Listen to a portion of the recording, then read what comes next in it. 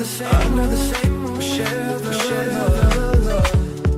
Embracing the differences like hand in glove. Spreading peace and joy to both sides. Together we shine in each other's light. And why do we stand? In love's pure mind. Watching the world in love. Hearts beating out peace like colors of harmony, painting the night. United we stand in love's pure mind.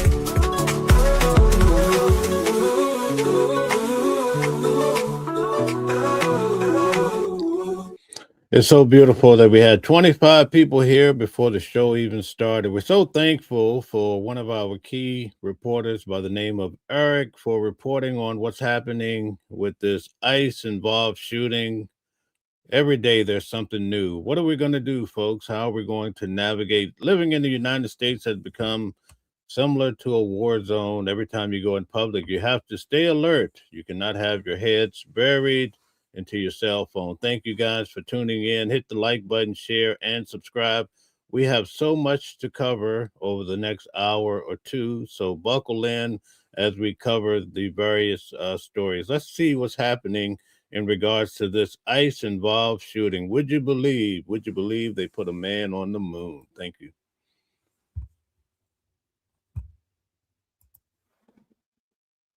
Okay, so there we see what's happening here. There's some sort of shooting. You can see the armored vehicle. We're going to have some sound kicking in here any moment, but people are gathered around trying to figure out what's happening. But I guess people are really fighting back when it comes to ICE. That's the only thing that I could really think of. But today we're going to get to it along with other news as well. So this is in, I guess, Minneapolis, Minnesota, Minneapolis. I'm not sure, but we're going to find out here shortly. Various other sources, and of course we know that from what we have observed as well, that there has been a shooting, ICE-involved shooting, and that's how things kind of ratcheted up and escalated in a very quick time. But you can see the police tape is up, and for the most part, except for the one scene we witnessed and observed, it looked like people were staying on the other side of the police tape. We understand our Corin Hoggard is now ready to chat with us again about what he has learned since we last checked in. And Corin, do you have any new information? What can you tell us? Yeah, a little bit, Tom. I've now spoken to about 5 people who are neighbors who live along Portland Avenue here, south of 33rd, north of 34th. And they tell me basically what they heard this morning was something that they've heard previously, which is horns blaring and whistles blowing as it usually tells them that ICE is going down the street. And they say, you know, in every other instance, those agents and the horns and the whistles that have followed them from the observers or people, you know, trying to complain that they're here, usually those whistles and horns go down the street and they go away. This time they said that the horns and the whistles stopped essentially here on Portland. And so they started looking out the window to see what was happening. And what they saw was a woman in that red vehicle that you mentioned. She had gotten into it, was starting to move down the way. They said that there was one ICE agent on either side of the vehicle trying to get in, and then a third one came and started trying to yank on the driver's side door. Said one of the initial 2 who was on the driver's side backed away a little bit and then opened fire on the vehicle, shooting 3 times through the driver's side window. That one of the witnesses tells me in no way was that vehicle moving towards any of these agents, and so nobody was at risk. But I talked to several other folks who essentially saw the same kind of thing. Now, another note, we saw a tweet earlier from Senator Omar Fateh, who represents this district, and he said that particularly troubling in the early preliminary reports that he was getting was the fact that there was a doctor here on the scene who tried to get in and help that woman who had been shot. They said that the doctor kept insisting from the yellow tape on the other side of 34th here, I'm a Jeez. physician, let me in, let me help. And the ICE agents were alone here among law enforcement at the time, they said. And they said that the ICE agents refused to let that physician in. 10 or 15 minutes later, an ambulance arrived. However, it was blocked from getting in here by the ICE vehicles that had occupied the street. What? And so what they saw at that point was a few agents carry what they described to me as a limp body down to the end of the street where the police tape ended, and then took that person into the ambulance. And so again, the condition of this shooting victim was not immediately known to us, but it is quite dire from all the witness accounts. Beyond that, they said that it took another 5 or 10 minutes for Minneapolis police to get out here. They, do not cooperate with immigration policing, but what they do is try to keep the peace. And so that's what they're here doing right now. Wow. You can see they're the ones who have put up this police tape. They're the ones who are blocking off the roads here. They're the ones who are gathered here and making sure that, the crowds that are still around here. Now, we're not in the biggest one here at all. The crowds get bigger as you go down Portland, down towards 34th. But they're making sure that the crowds and the law enforcement on the scene here, still conducting an investigation, that there's no, interaction between them that gets too negative. As you mentioned earlier, you were asking if there had been any kind of buddy violating this police line, and I haven't seen it. I've just heard a lot of people yelling very angrily at ICE agents here. Corin, we also witnessed from our chopper shot, it appeared that the ICE team of cars, it was a caravan of looked like ICE vehicles, were leaving the area. And in one instance, we were on the ground with our camera, our Fox 9 camera, and that person was being detained, that those ICE agents were being detained by what appeared to be protesters. They got out of the vehicle and there was some pepper spraying going on and that type of thing. So that is the most volatile situation we have seen to this point. But is it your understanding that most of the ICE agents... What do you guys think about this? This is crazy.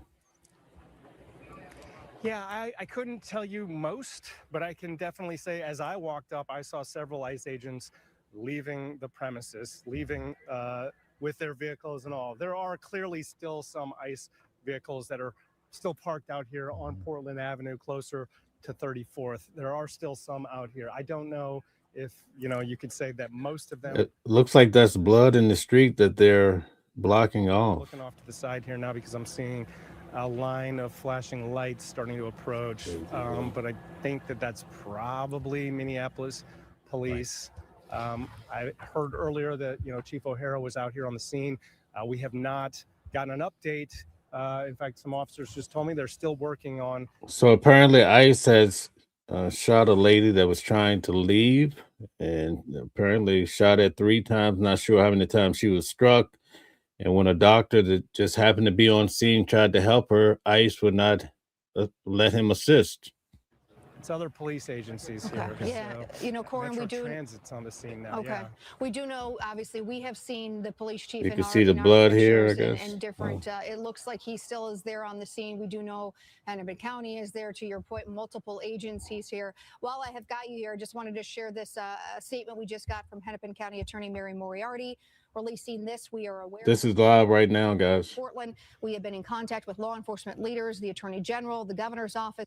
Hit the like button, share, subscribe. Local investigation, which is the only way to ensure full transparency and review by our office. We know that people have asked people to stay away. I know it's hard, and maybe this is a hard question for you, but does it look like the crowd is growing? Does it look like it's dispersing a bit, or is it too hard to tell?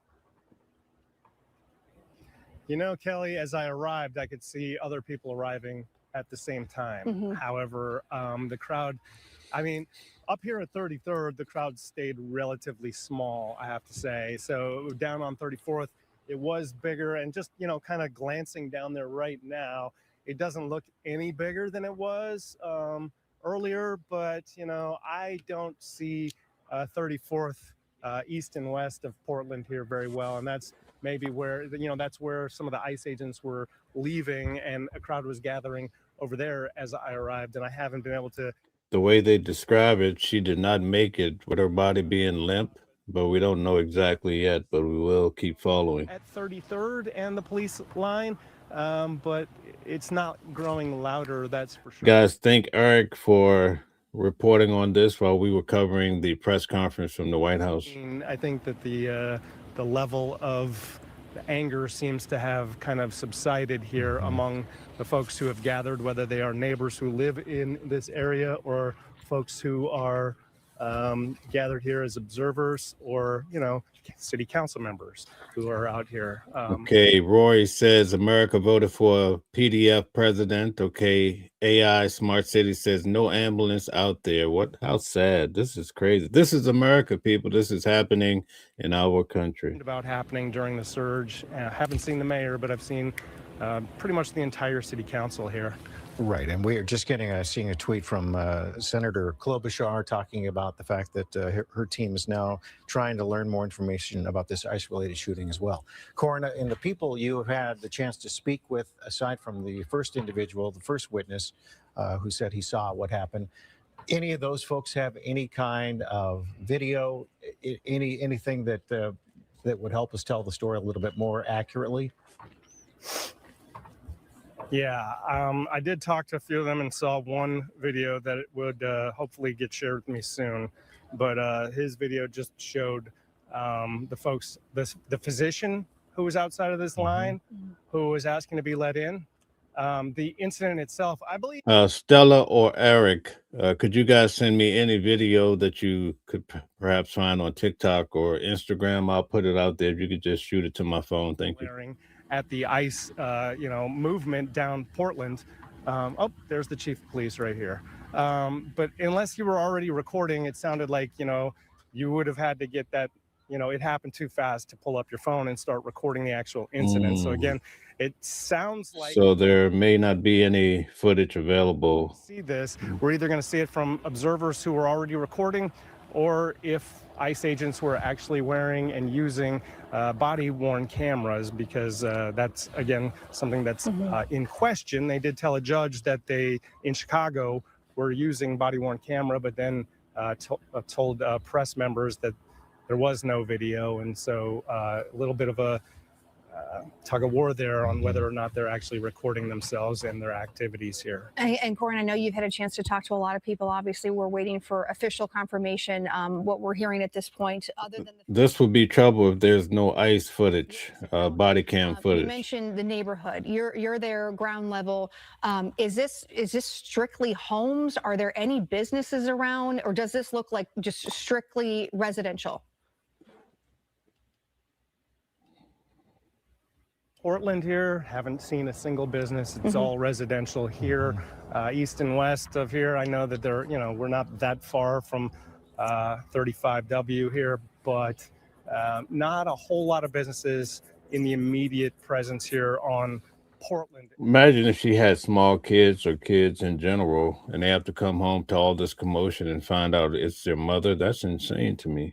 Directly impacted here, though. The neighborhood is directly impacted by all these street closures here, because it is closed. Portland's closed at least from 32nd down to about 36th. Right. But again, no. So for those of you that are coming in, there's a lady, I guess ICE was trying to apprehend her. I guess she's in a burgundy red vehicle.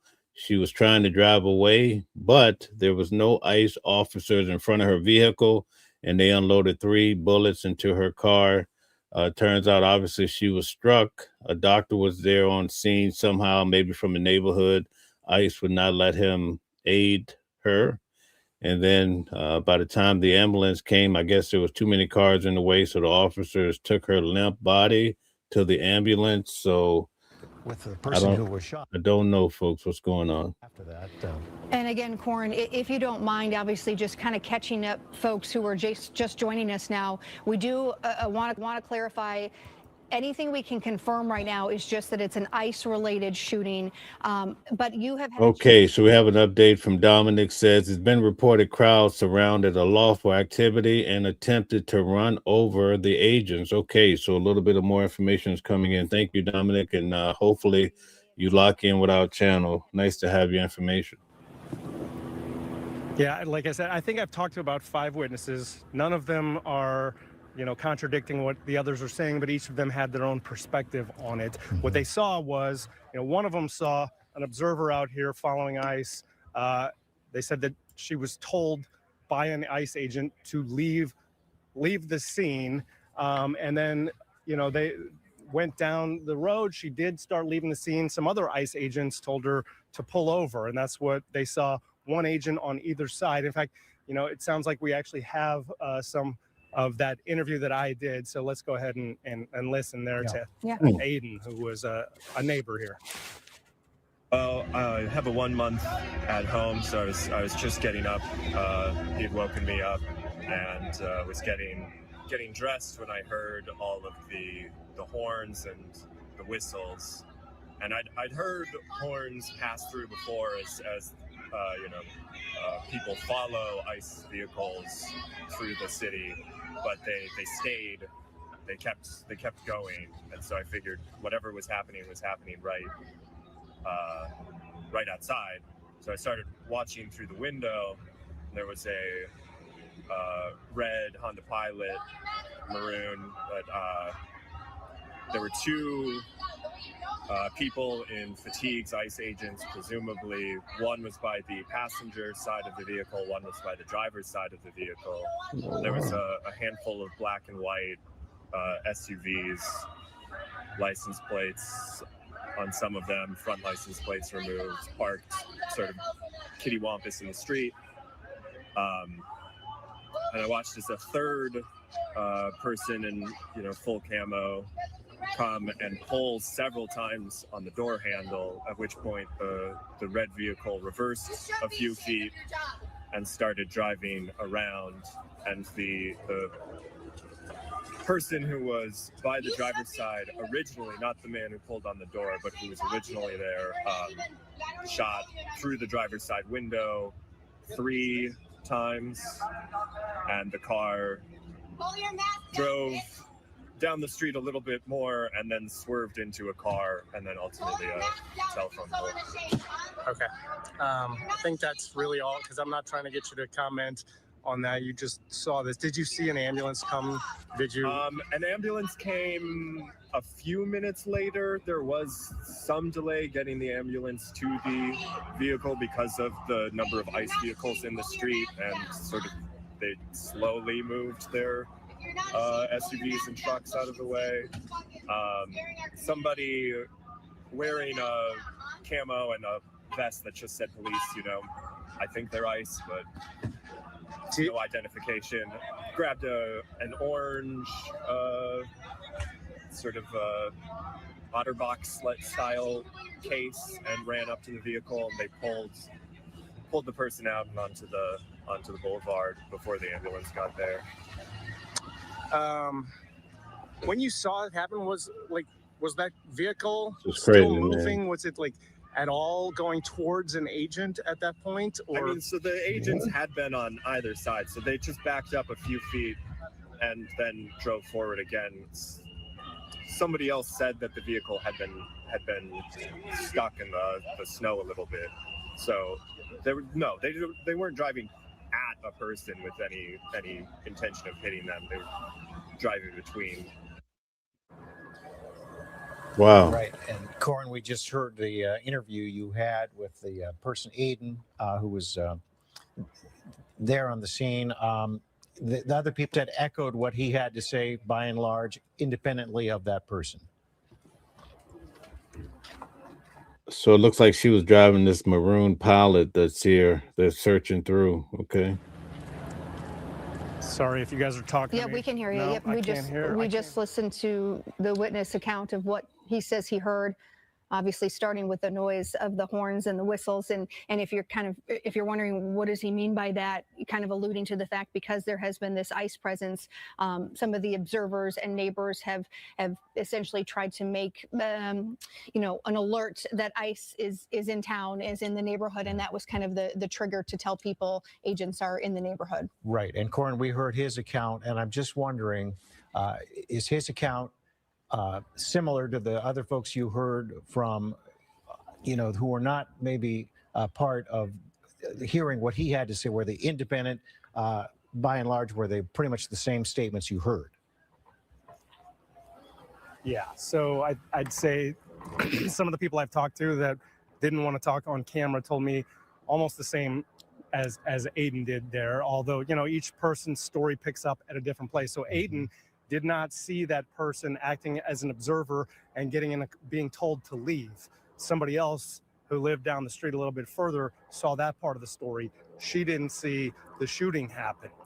But essentially, as you piece it together, as you walk down Portland Avenue here, that's kind of everybody's story sticks to that kind of straight chronological narrative of ICE coming down the street, ICE being pursued by folks who are blaring horns and blowing whistles, and then suddenly stopping here, which was unusual to all of them who have heard these horns and the whistles before. Apparently, Portland Avenue, apparently, used frequently by ICE vehicles, and therefore that is kind of a common occurrence for the folks in this neighborhood, is to hear the horns and the whistles. But this time it stopped, and that was the first and only time that's happened. And so their attention was drawn out to the streets as this was going down. And so each of them saw the caravan of ICE folks coming out here. I'm going to see if I can get criminal defense attorney Calvin Johnson on to talk about, do the police have the right to just start shooting? Now, I understand this is ICE, but do the police at large have the right to just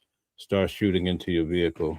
Next few folks, I think I've talked to 5 people from 3 different houses. The next few folks saw the woman driving and being pursued, as Aiden said, by one person on either side of the vehicle, and then a third person coming up there. And then the last, they and the last person at the last house there observed the shooting, and then also observed the... Okay, the cycle says, I wonder when people will stop and say, hey, maybe they're going too far a little bit. All right. Paul says, F around and find out. Okay, so we have different positions on this shooting involving ICE, and a lady looked like she was unalived. And one of these violent rioters weaponized her vehicle, attempting to run over law enforcement officers in an attempt to kill them, an act of domestic terrorism. An ICE officer fearing for his life, the lives of his fellow law enforcement, and the safety. Now that's a little different than what we've been hearing. So now we're hearing that a protester tried to take out some police officers. So it's hard to get to the bottom of these matters, I swear. The alleged perpetrator was hit and is deceased. Thankfully, the ICE officers who were hurt are expected to make a full recovery. This is the direct consequence of constant attacks and demonizing of our officers by sanctuary politicians who fuel and encourage rampant assaults on our law enforcement who are facing. So the story is changing a bit from what we originally heard. So we just have to try to get to the bottom of it. I'm going to do more research. It looks like AI Smart Cities is on it as well. Thank you. Available. So again, that statement coming just in from ICE confirming ICE-related shooting, saying that victim is dead. Yeah, you heard. So there you have it officially. She is dead, folks. Witness account that I have heard contradicts the statement that the ICE agents' lives were at risk. But that's why we are asking about video. That's why we're asking if some of the observers have the video and whether the ICE agents are wearing the body-worn and using body-worn video, because that would help us know for sure. But again, I've talked to 5 eyewitnesses. All of them contradict the ICE statement that their agents were at risk when they started shooting. Yeah, there are a lot of layers here. We are learning a lot. Yeah, there's definitely a lot of layers. Ron says F ICE and F Trump. regime too. Wow. We're getting Okay. comments. We remind everyone, too, that we will be hearing from Mayor Jacob Fry and Chief Brian O'Hara at a 12:15 news conference. We'll, of course, bring that to you live when it happens. Corin, we also have video of Karen Scullin, one of our other reporters on the scene. She was also apparently involved with some of the pepper spraying that was going on. Yeah, I believe we have the video if we can show that. There you can see Karen wearing the blue jacket there, and it appears oh, it's I just guess a it's still just picture. pictures All right. here. But Karen did say that they were there on the ground. She says protesters wouldn't let ICE leave, throwing things at the agents, chemical spray deployed, saying she just got hit. Her and a photographer saying, you know, this hurts bad, skin, eyes, lungs, and they are kind of waiting this out. And we watched that real time. It looked like that white vehicle was trying to leave. It appeared, it started with looked like snow, maybe ice being thrown, and then getting in front of the vehicle and trying to block it from leaving in that that alley. Looks like there's the chief right there.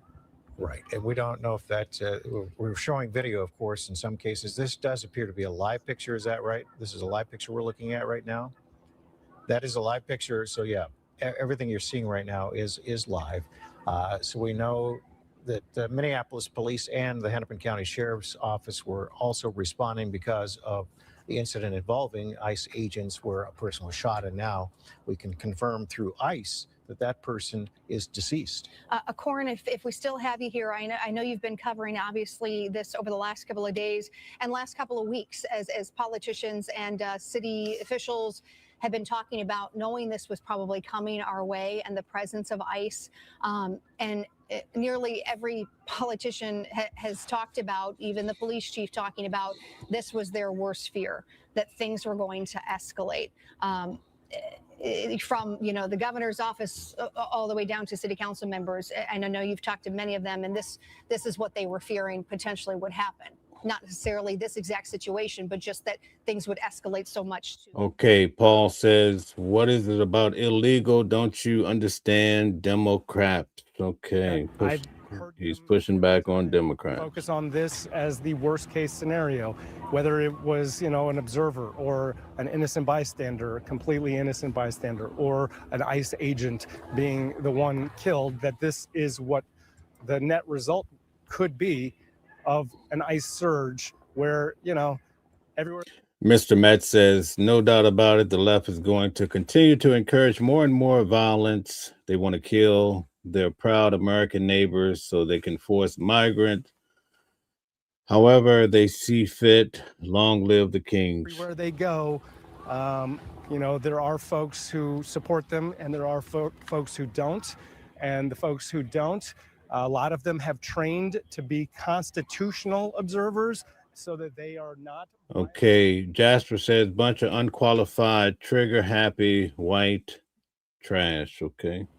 Not every protester is trained, and even trained protesters sometimes will go beyond the lines. And so that is something that everybody was worried about. And that is, you know, apparently. Okay, the Psycho says it was an act of terrorism. Then I can see why he pulled the weapon. Okay. We are in the worst case scenario. And, you know, we're not at the end of this operation either. And so that could, this may just be the first of more. So that you know, is something that I'm sure, you know, Mayor Fry will be focused on as he and Chief O'Hara give their statement here in about 30 minutes. Corin, in the background behind you, we can certainly hear there's still some shouting, people maybe with bullhorns and that type of thing, the protests continuing. But from what you've been able to observe, does it look like it's now the bailiwick of Minneapolis Police, Hennepin County? Those are the folks who are by and large kind of controlling that area, and ICE has now moved out. Is that what you're kind of observing, or do you still see some ICE agents? Yeah, Tom, I mean, where I'm standing on 33rd and Portland, I only see Minneapolis police officers. Let me walk away for a second. Yeah, there are still some ICE vehicles here. That doesn't mean there are agents here. I can.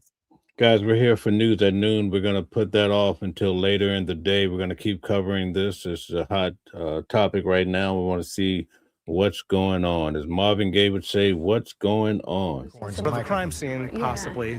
There we go. You're back. You're fine. I got it now. Okay, it's back. Yeah. Having some issues again. We will work on that as you were looking at live pictures again here, kind of two different. So you see they're having technical issues too, just like I keep having technical issues. I think a lot of it comes from YouTube and everything else. Appear to be involved in this now deadly ICE-related shooting. There's a black car, a white car, and a red car. We've been hearing a lot about the red car. According to witnesses, it was this victim who was in the red car involved in this situation. And then obviously the bigger picture you see just down the road, a larger gathering of folks there at Portland and 34th. We were told by, we at least heard from the witness, Aiden, who Corn spoke with, that it was the vehicle you see just beyond. Paul says this was a lunatic leftist. Okay. Maroon-colored Honda Pilot. That's believed to be the vehicle that this person, this constitutional observer, was in. And as ICE, in their account, we have a statement from ICE. We'll put that up for you and show you exactly what they said again.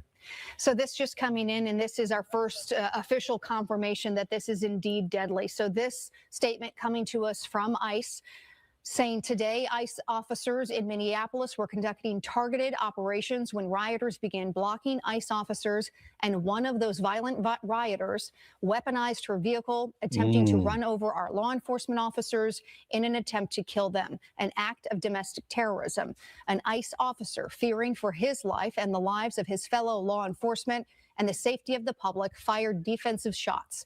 He used his training and saved his own life and that of his fellow officers. Statement goes on to say the alleged perpetrator was hit and is deceased. Thankfully, the ICE officers who were hurt are expected to make a full recovery. This is the direct consequence of constant attacks and demonization of our officers by sanctuary politicians who fuel and encourage rampant assaults on our law enforcement, who are facing 1,300% increase in assaults against them and an 8,000% increase in death threats. This is an evolving situation. We will give the public more information as soon as it becomes available. Again, that is the statement coming to us from ICE. And we know, Corn, you're chatting with us right now. Okay, so this is different than what they portrayed originally. So if she's weaponizing her vehicle, then you know it's going to be some heat. So but we're going to keep examining to see if we can get the pure truth out of this, if possible. No, I'm not being restricted in any way more than, you know, the general public is. So, you know, the streets are blocked off here. Portland especially is blocked off. To try to find my the photojournalist I'm working with, Russ Wiesman, I had to go through an alleyway because I was closer to 34th, where I saw a lot of the activity over there and where I was talking to most of the witnesses over there. But to get up to 33rd, where Russ was, I needed to get into the alleyway. So, you know, it's not a free for all out here, but it's definitely you know, it's passable. And again, just going back to that ICE statement, obviously that is ICE's account. We should say that we have spoken with several witnesses. Corin, you have spoken with several witnesses who you had said earlier too. That is not the story they're telling you. Not that ICE officials were in danger, and frankly, kind of the opposite from what you're hearing from people on the ground, is that presumably this observer, according to your witnesses, was not threatening the officers. Again, we will likely hear a lot more. This is continuously coming down. We're continuing to learn more information, awaiting a press conference at 12:15 from city officials. The one thing, Corin, we know that Okay, so the press conference is in 15 minutes. Stick around. We'll get to it. turning to drive away. We don't know what that means. In our mind's eye, we might think it's a small turn. It might have been a larger turn. We don't know that. That's why I'm sure in their police gathering, they're looking for people who have video of exactly what happened. Or potentially too, obviously, Corin, this is a neighborhood. Maybe one of these homes have, you know, the ring cameras out front, or, you know, all of this is part of the investigation. Yes, IO, rest in peace to the great late Marvin Gaye. Thank you. As well. Corin, again, kind of resetting where you are and what you're seeing, still seeing a heavy police presence from Minneapolis police, presumably? Yeah, I will say that's starting to break up now, too. We're on 33rd. Portland is the street where the main activity is, and starting to see some tow trucks arrive here as well. So, we're getting a little closer to having this scene completely cleared. And it does seem like, crowd has come, and the crowd remains to some extent, but is not as large as it was earlier. Again, the police numbers here have seemed to dwindle as well. A lot of the neighbors to whom I've talked were standing out on their sidewalks and watching everything as the investigation played out as well. Many of them seem to have gone back into their homes. And I do want to emphasize, we heard from Aiden, who said specifically that, there was no threat to ICE agents. But I did talk to, I think it was 4 other folks who live up and down this way.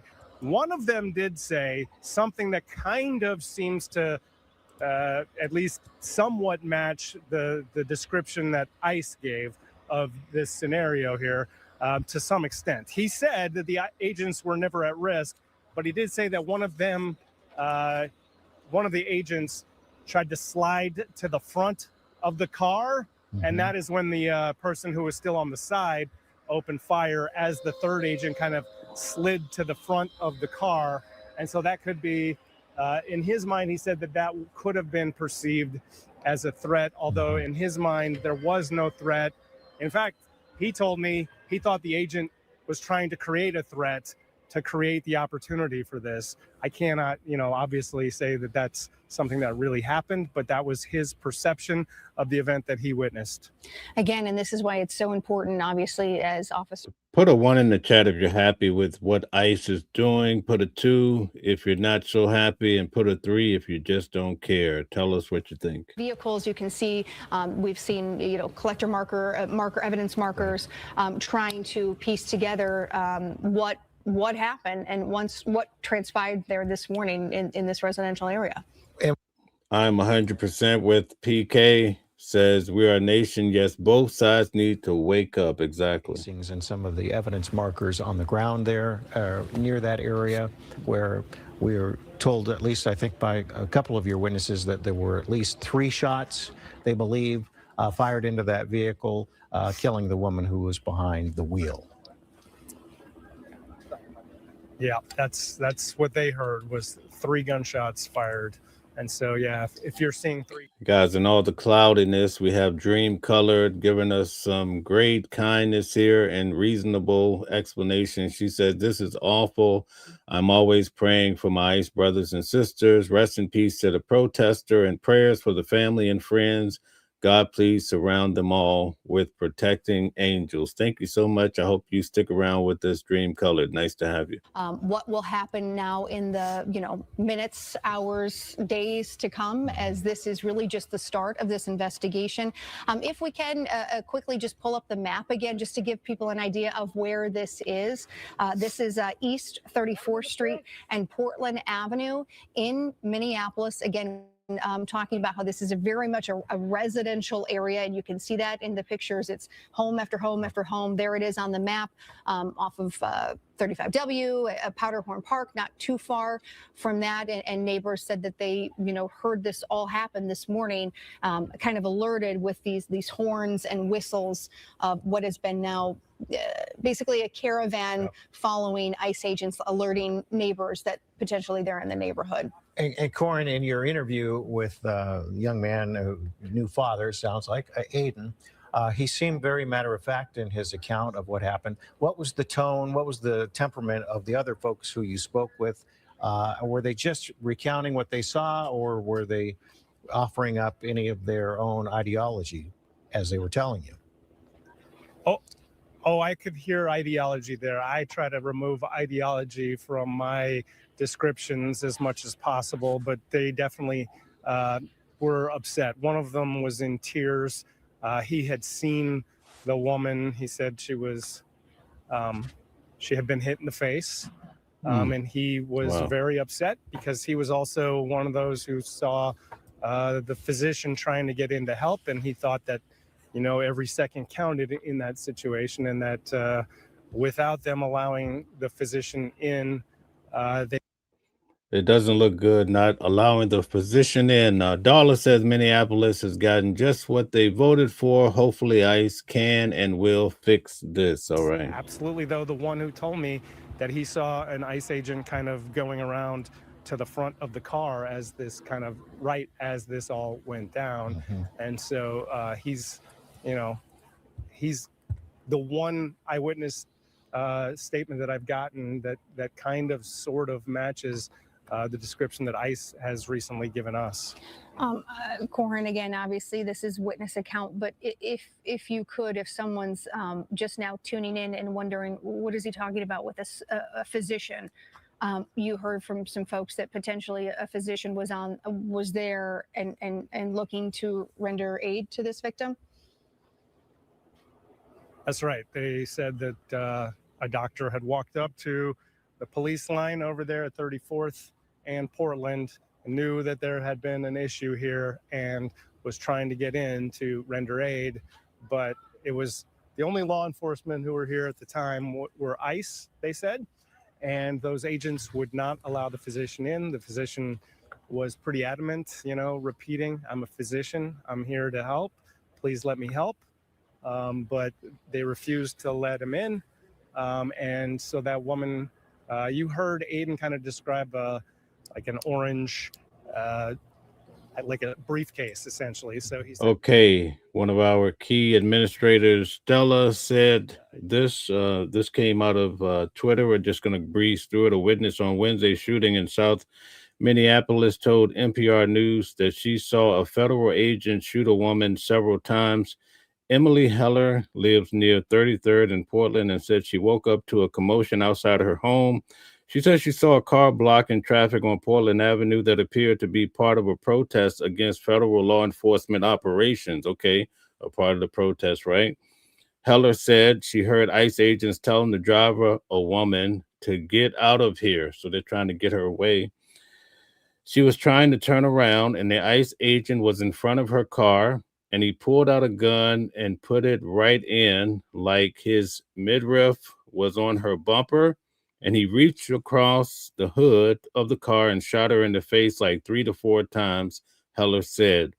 Heller said it appeared that the woman then accelerated and traveled about 100 feet before striking a utility pole and some other vehicles. She could be seen slumped over inside the car. There you have it, folks. That's one perspective. We can't 100% confirm it, but it gives you an idea. In this case, it sounds like the woman who was shot today, apparently by an ICE agent, as confirmed by ICE's website.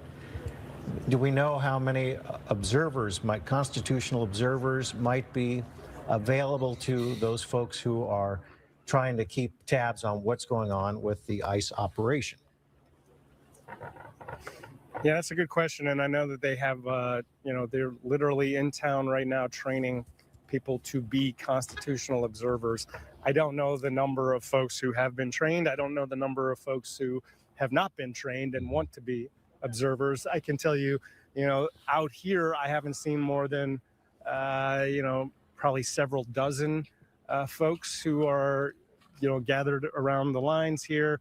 Probably just a few dozen of them who are actually not neighbors who, live here and are concerned about what's happening in their neighborhood. I would say, I don't know how many of the ICE agents were actually out here at the time, but it sounds like they may have outnumbered the number of observers out here. Mm-hmm. And that is one of the questions too, and we don't know the answer. And frankly, I'm not sure when or if we will get it. What was the initial response? Obviously, ICE is in. Most people responded that they're happy with ICE. Okay, so for the record, most people are happy. Was it on that block? We don't know. Were they en route to somewhere else and something changed? We don't know at this point, and we will continue to work and try to figure out as much as possible. But Corin, I know you know this. The administration talking about that this is the largest immigration operation, and they had said and stressed yesterday they will be here until they feel like the job is done. Obviously, this ups the ante for everything, and it'll be interesting Sorry, to see. I can't hear you right now. Sure, obviously, it'll be interesting. You're welcome, PK. Make sure you subscribe to the channel and come back and hang out with us some more. And just the tone of something like this. That's right. This is something that they knew could be a scenario that could play out. Whether they knew it would happen at this point, we don't know if they have what they are going to do, how they're going to mitigate some of these issues, or what they're going to do now. But it certainly changes the playbook, you would think, on either side. On a separate note that we were going to cover for the news at noon, did you guys see where Candace Owens is calling Ben Shapiro a little horse? That's crazy work, I tell you. You ever seen those little horses? She's calling him one of those. A lot of questions remain. A lot of questions remain about what exactly happened, about how this all started, and then what happens now. There's been a lot of talk of witness account versus what ICE is saying versus what actually happened, and where that lies. The big question is there video, and not necessarily that most people want to see that video, but is there video, and where that looks. At what point did the video start? Were agents wearing body camera footage, video cameras? We don't know at this point. Again, we're working to get as many answers to the questions that you have at home that we have here, hoping to get some information at this. Okay, guys, Ron is really pushing back with the chat. Ron says, man, there's a lot of bootlicking fascists in the chat. Okay. Area, and from all accounts on the ground, it is all, you're talking about homes here.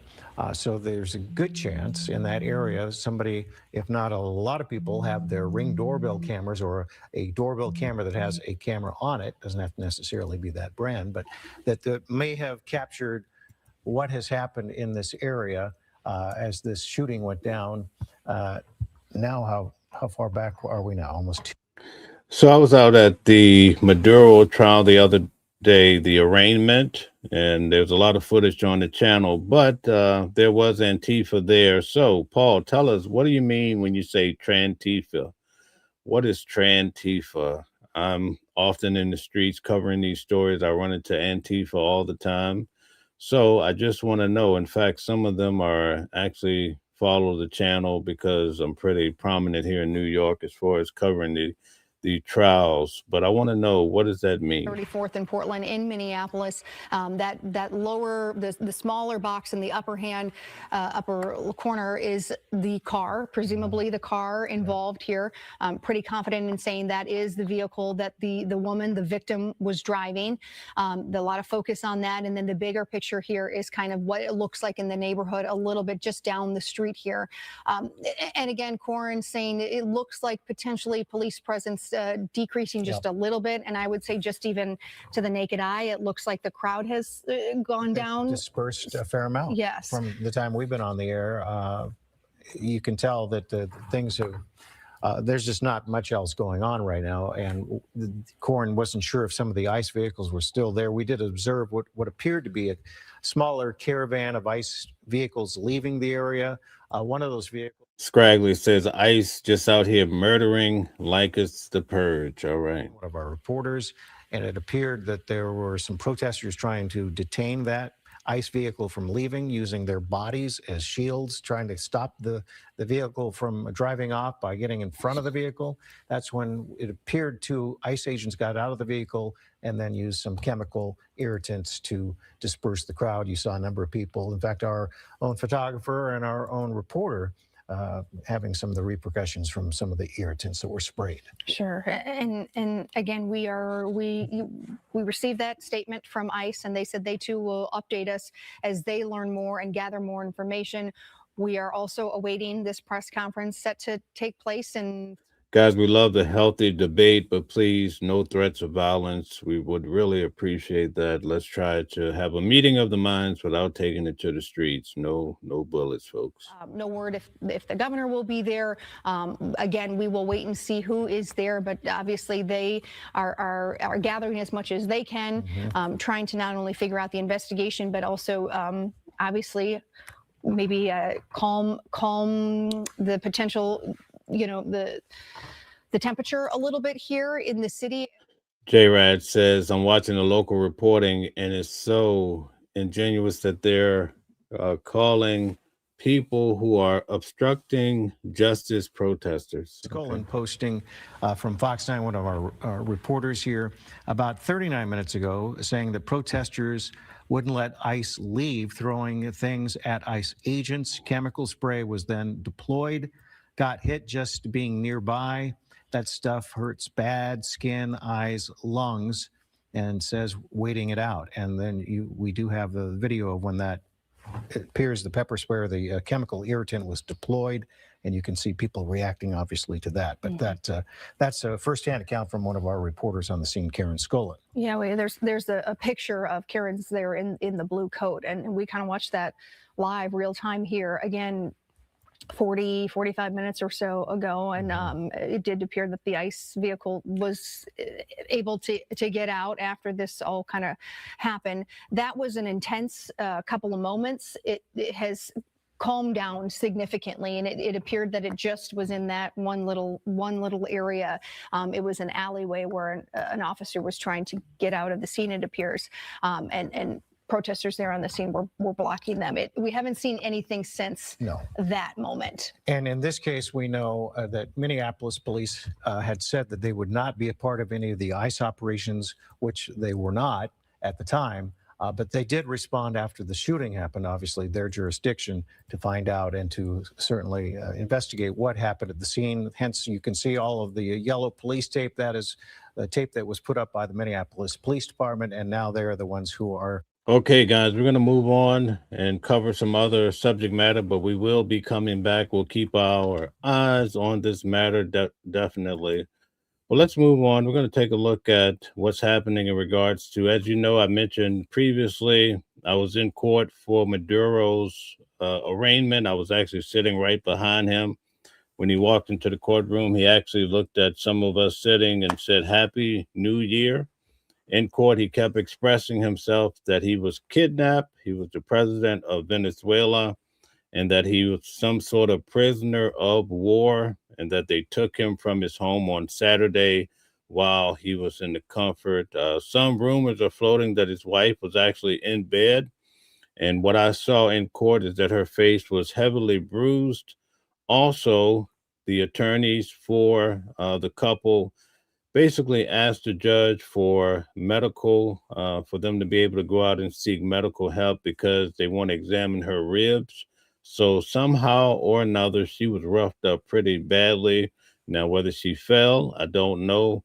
But looking at her, she kind of looked like she was hit by Mike Tyson in his heyday, in his glory days. Okay, so let's get to some news, and then we'll keep our eyes on what's happening in Minneapolis. Let's get to it. News that we are following here, just coming into our newsroom moments ago.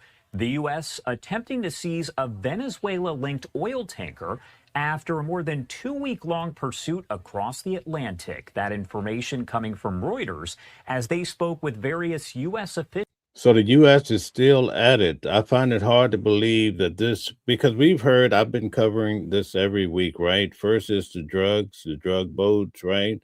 Then Donald Trump came forward and said, this is about oil. But I find it hard to believe that at the beginning of the administration, I wouldn't be surprised if Venezuela was already on the list for us to go in and seize their oil, especially with our deficit. What a great way to use this to fill in some of those voids, especially from the mismanagement of money. Let's get to it. Officials this morning. The seizure could increase the tension between the U.S. and Russia. No surprise there. It came after the tanker, which was originally known as the Bella 1, slipped through a U.S. maritime quote-unquote blockade of sanctioned tankers and rebuffed U.S. Coast Guard efforts to board it. The officials said the operation is being... And keep in mind, we don't always use Fox, so let's get that clear. We use a different variety of news sources. It just happened to be that this story that's happening now in Minneapolis and this report about them actually seizing a boat that has a Russian flag. We're asking for trouble, but maybe the United States is ready to back up all of this activity. Let's see. Carried out by the Coast Guard and the U.S. military.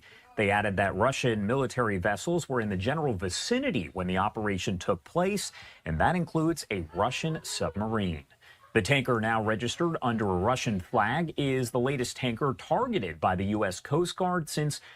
A lot of people in the audience are saying we're teeter-tottering on a World War III. What do you guys think? You think there's any truth to that? Do you think that Russia and China is really going to bring some major smoke to the United States, or do you think it's all propaganda? The start of President Trump's campaign against Venezuela. The U.S. Coast Guard has also intercepted another Venezuela-linked tanker in Latin American waters. That's also, according to Reuters here, just providing that information. Now, keep in mind, this is not old. This is all after Maduro arraignment, okay? This is happening. A lot of this is happening now as we speak. A short time ago. The U.S. is continuing to enforce a maritime blockade of sanctioned vessels from Venezuela. Again, this information here that you see on your screen, very vague, but Gambit says ICE is just American IDF. They treat immigrants like IDF treats Palestinians. Thank you for your comment. Just coming in from Reuters here, as they say the U.S. is trying to seize that Guys, Gold Digger is hard at it. She says, double tap the screen to like the live, support the channel. We're trying to get to 20,000 subscribers. If you could consider, that would be great. Nice to have you guys who support the channel. Venezuela-linked oil tanker after a 2-week-long pursuit across the Atlantic. That ship right now registered under a Russian flag. We'll keep you updated here. Now, going back to what we've covered so far on this live, okay. Uranique says she's not a victim. She's the one who instigated it. So basically she's saying that this lady basically got what she deserved. As we do get additional information. Now, all of this here happening as we take a live look over the Capitol at this hour. We know that today the full House and Senate are expected to receive classified briefings regarding the strike in Venezuela that led to the capture of Nicolas Maduro and his wife, as well as the potential next steps for the U.S. in the region.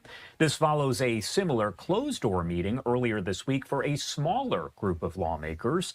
And following today's briefing, the Senate is expected to vote tomorrow on Democrat Senator Tim Kaine's War Powers Resolution. It would prevent U.S. military action in or around Venezuela without congressional approval. There is a lot to all of this here, so I do want to bring in Peter Duran, an adjunct senior fellow with the Foundation for Defensive Democracies, to talk much more about all of it.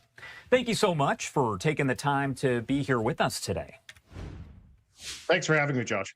Of course. And first off, I wanted to start very briefly by talking about this breaking news that just came in. We are talking about an oil tanker that is allegedly, possibly being seized by the U.S. Now, it is linked to Venezuela, but as you heard there from Reuters, it does have a Russian flag right now. Your thoughts overall, what do you make of that?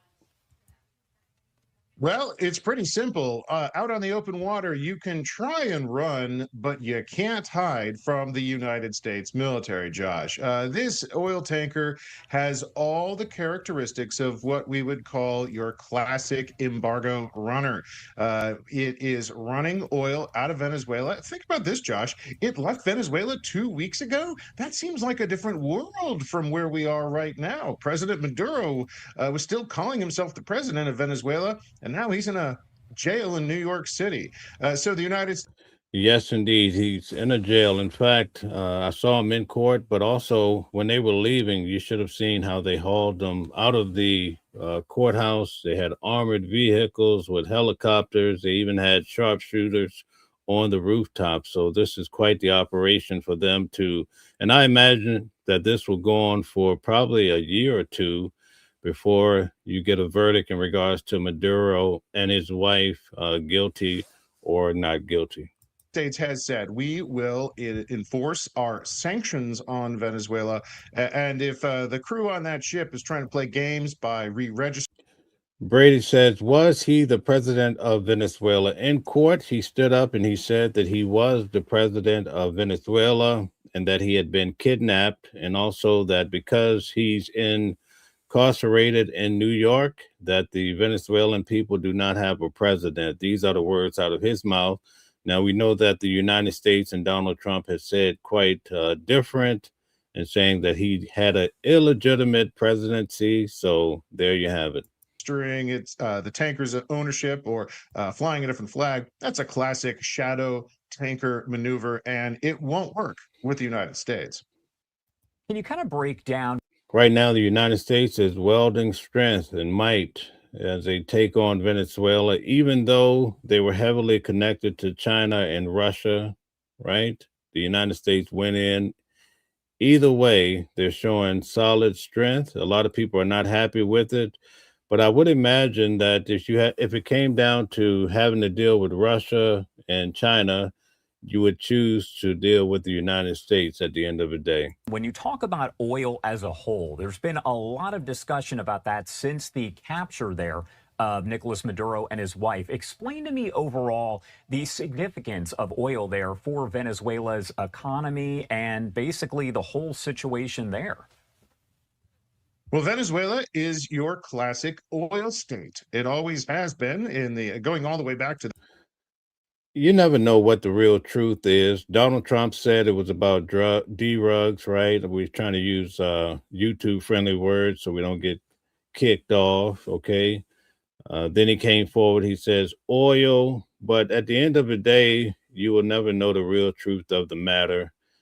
That's why each day we're just hearing what the legacy media tells us, and that's fed right. A lot of times it comes straight out of the White House, and you never know the real truth of the matter. The early part of the 20th century, and perhaps it always will.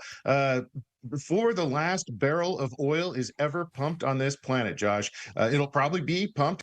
Okay, Jay Prime says it's about Cuba. They might be setting the stage, but I think Cuba, Greenland, Colombia, places that I've been to, they're going to feel the heat from the United States. And the question is, what will Russia and China do at the end of the day? And how much will it affect us as American people? I guess that's the main question that we would have. Out of Saudi Arabia, but right before that last barrel is pumped, Venezuela will pump its last barrel maybe 100 years from now. That's how much oil Venezuela has. It is really hard to get your head around it. The resources are vast. And we're trying to fill in on those deficits, mishandled money over the years from the United States. And what a great way to obtain and fill in some of these gaps is by going to take the riches of another nation. That's the oldest trick in the book, is taken from the others, right? It goes even back to the Bible and some of the ancient books. That's the strategy, to take from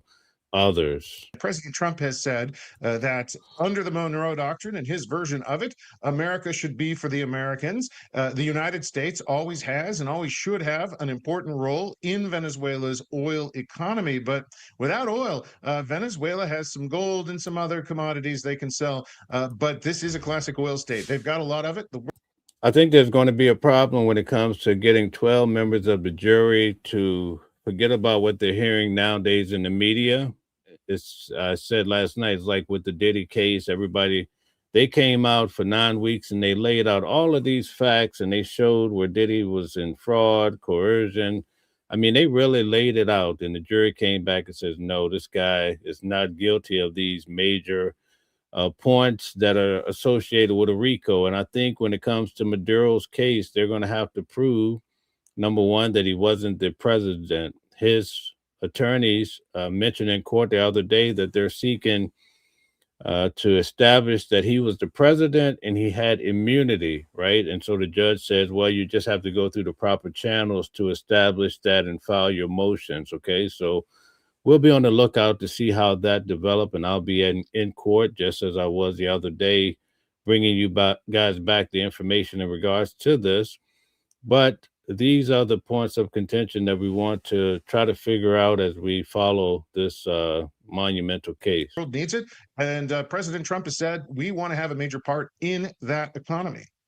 On that note here, with the oil, I don't want to say up for grabs, but essentially, according to President Trump, it kind of is. How does that impact the U.S. economy overall?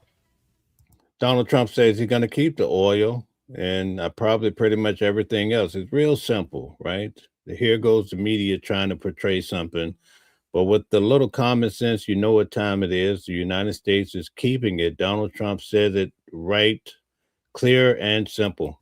It lowers prices for everyone, not just in the United States, but everyone in the world. This is an important number to understand. Right now, Venezuela produces around 800,000 barrels of oil a day. For most countries, that would be a lot. For Venezuela, this is significantly below where they should be. Usually, Venezuela pumps around $3 million barrels per day. That was before. They have the largest reserve in the world, so we know what's going to happen next. Let's move on. We're going to look at this from a different aspect. As Lawrence, an individual that I've met many times, he's going to speak on it. Let's see what he has to say in regards to this as well. They are serious about Cuba. They do not care about Venezuela. They have never cared about Venezuela. The only thing they have cared about is that Venezuela helps Cuba by supplying oil to Cuba. Cuba is the dream. Venezuela. I actually had a chance to get to know Lawrence at the Trump trial. We actually sat near each other throughout this long trial as well. So we're all like ships in the night covering these cases, especially in the New York streets and the New York courthouse. Venezuela is the rehearsal. They aren't going to go after the oil. That is Trump just distracting people, and maybe Trump even believing it, but everyone knows that isn't really possible. Marco Rubio has had to do a lot of flip-flops to become a Trump supporter. Yeah, we've seen Rubio do a lot of flip-flopping too. Let's get to it. After being a Trump attacker in 2016. But you remember when Rubio was talking all that about Donald Trump, right? We don't forget. We remember it all. And now he's changed his whole position. Marco Rubio has wanted regime change in Cuba his entire life. 5 years ago tonight, Marco Rubio also thought that he was finished with Donald Trump. We had police officers, the men and women that we walk by every single day that guard the doors and we say hello to, out there with riot gear getting spit Just listen to him. on and attacked. He stopped caring about those police officers very quickly and returned to the worship of Donald Trump so that he could then ultimately now become Secretary of State and fulfill the dream of regime change in Cuba. Here is what one Republican congresswoman said after Donald Trump incited the attack on the Capitol. Before we do that, Don 385 says, if Trump don't get these Muslims out of America, okay. He needs to be held accountable. He needs to be in a position where he never runs for office again, can never hold office again. The violence was incited by the rhetoric. It was not just the president. There were other people, members of my own party, that were at the rally, members of my own party leading up to the rally. Everybody keeps saying that Donald Trump is not following his own America First stance because he's actually going after Venezuela, taking these actions. But think about it. If he's going after the money at the end of the day, if that's what is gained from this, then you're damn right that this is America First. This is how they're moving. And even the comfort that you have now in your own personal home, everybody's saying, oh, no more wars. But let's not forget, America was built on slavery, built on war, right? Taking from the indigenous people. Let's not forget about that, right? We didn't just happen to find this land sitting here just pleasant, waiting for you to come along and live on it. So everybody wants to act like now that they're on their high horse that these type of actions are not common to men. They're very common. And if you go through history, you'll see enough of it to turn your stomach. The rhetoric that was posted online on social media, I risked, and members of Congress risked their life for a largely ceremonial vote. Congresswoman Nancy Mace didn't just condemn Donald Trump. She condemned the Republican Party. She condemned members of her own party for helping to incite the attack on the Capitol and in as full a public humiliation as you could ever imagine. Joe King says Trump is loved by the bottom barrel people in this country. Nancy Mace once again became a faithful Donald Trump supporter. Those people, Lindsey Graham, Marco Rubio, Nancy Mace, hundreds of other elected Republicans in Washington, including J.D. Vance, have to manage a level of public humiliation previously unimaginable in their choice to support a man who they at some point condemned. Former Special Prosecutor Jack Smith explained to the Republican-run House Judiciary Committee why he believed his indictment of Donald Trump and the case he would have presented against Donald Trump included proof beyond a reasonable doubt that Donald Trump was guilty of a conspiracy to overthrow the 2020 presidential election. The evidence here made clear that President Trump was, by a large measure, the most culpable and most responsible person in this conspiracy. These crimes were committed for his benefit.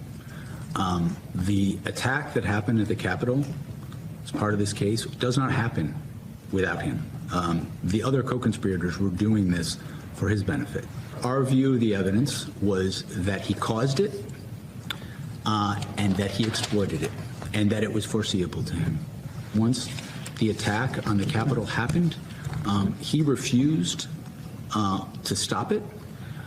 He instead... So listen closely. He's breaking down Donald Trump's involvement. We just had the anniversary of January the 6th, right? Yesterday. Now we get to hear from Jack Smith on some of these matters. He issued a tweet that, without question in my mind, endangered the life of his own vice president.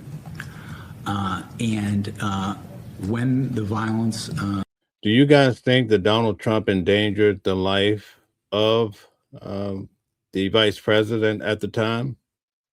Tell us what you think. Mike Pence, was he endangered by Donald Trump? Let's see how you guys are going to answer that. Was going on. He had to be pushed repeatedly by his staff members to do anything to quell it. There is no historical analog for what President Trump did in this case.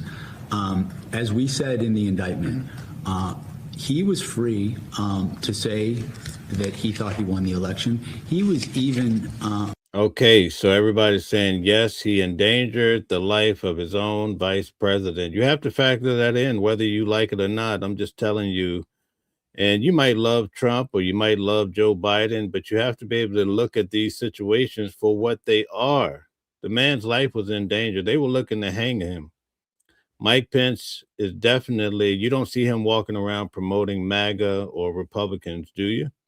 And there's a reason for that. When you do hear him speak, it's very diplomatic. You know, he wants to say enough in case he tries to run again, maybe on a hope and a prayer. But that's a key ingredient to life, is being able to look at anyone. It doesn't matter where they align or what party they belong to. We look at them for what they are. And if a person doesn't add up or amount to a hill of beans, then we have to call it out and say, listen, you almost took this guy's life because your followers were trying to put him up on a rope. And that's the fact of the matter. Free to say falsely that he won the election, but what he was not free to do was violate federal law and use knowingly false statements about election fraud to target a lawful government function. Mm-hmm. That he was not allowed to do. And that differentiates this case from any past history. Republican Liz Cheney, who served as vice chair of the House Select Committee to investigate the January 6th attack on the United States Capitol, described Donald Trump's conduct on this day 5 years ago. Among the most shameful of this committee's findings was... Now, Donald Trump really put the screws to Liz Cheney. Let's hear what she has to say about it. Remember, let's not forget these moments. It's very important. We don't forget, right? That President Trump sat in the dining room off the Oval Office. Well, let's be clear. I have no problem saying that Donald Trump did this right. He did that right. And I often tell you, I was in New York City around the time when this illegal immigrant set this lady on fire. She was homeless, sitting on the trains that I often travel because I refuse to drive my vehicles to the city and deal with the parking and everything else, right? I'm happy to see the National Guard come through because the subway has become like a death trap in so many different ways. These clowns are pushing people in front of the train as I'm trying to record and show you guys how to navigate through the city. I have to wonder why this guy's walking so close up on me.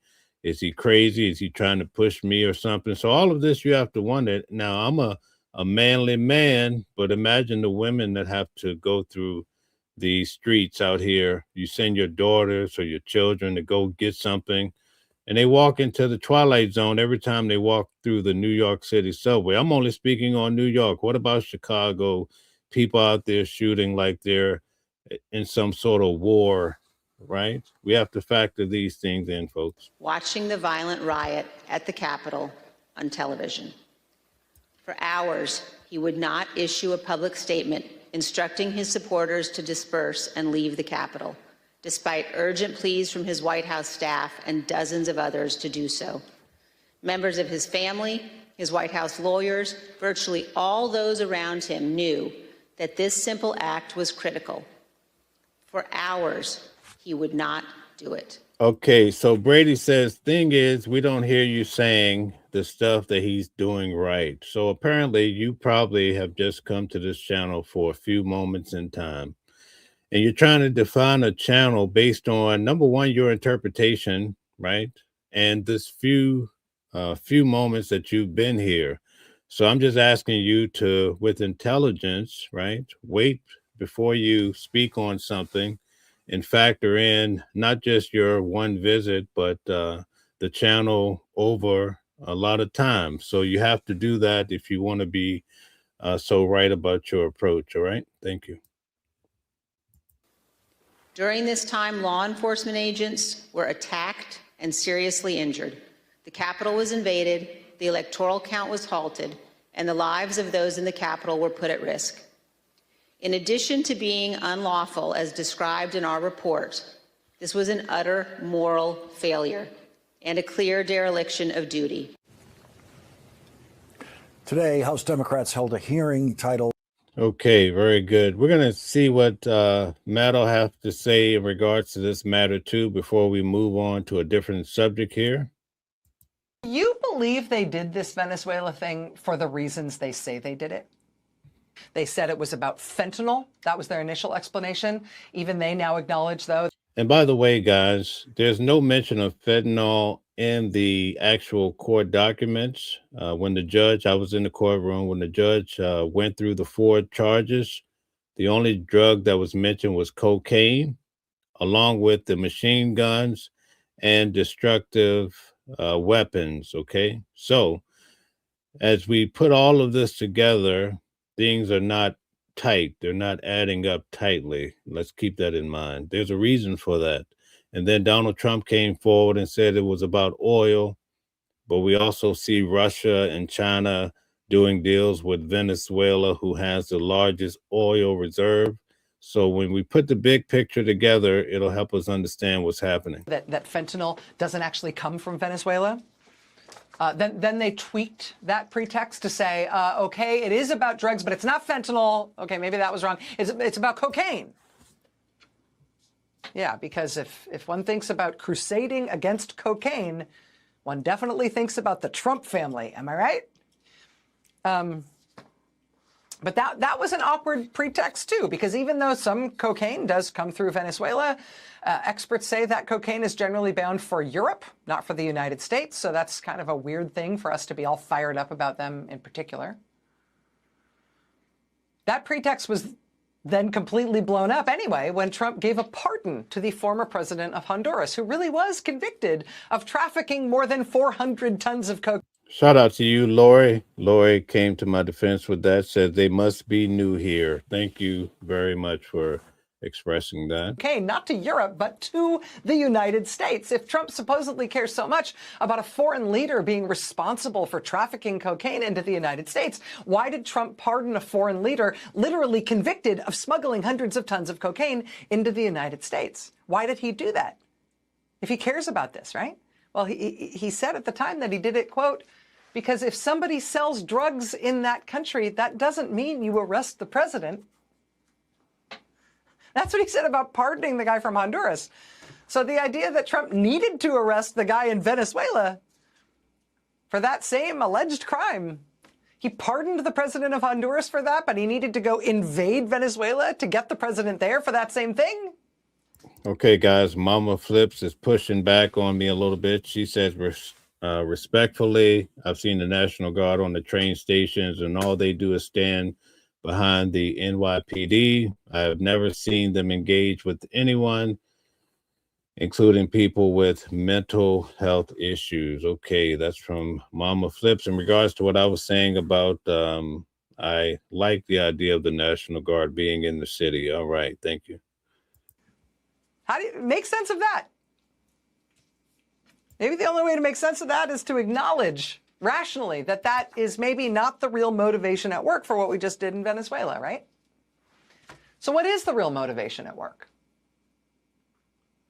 I mean, they've tried a few different explanations when those kind of slid off the slippery slope, right?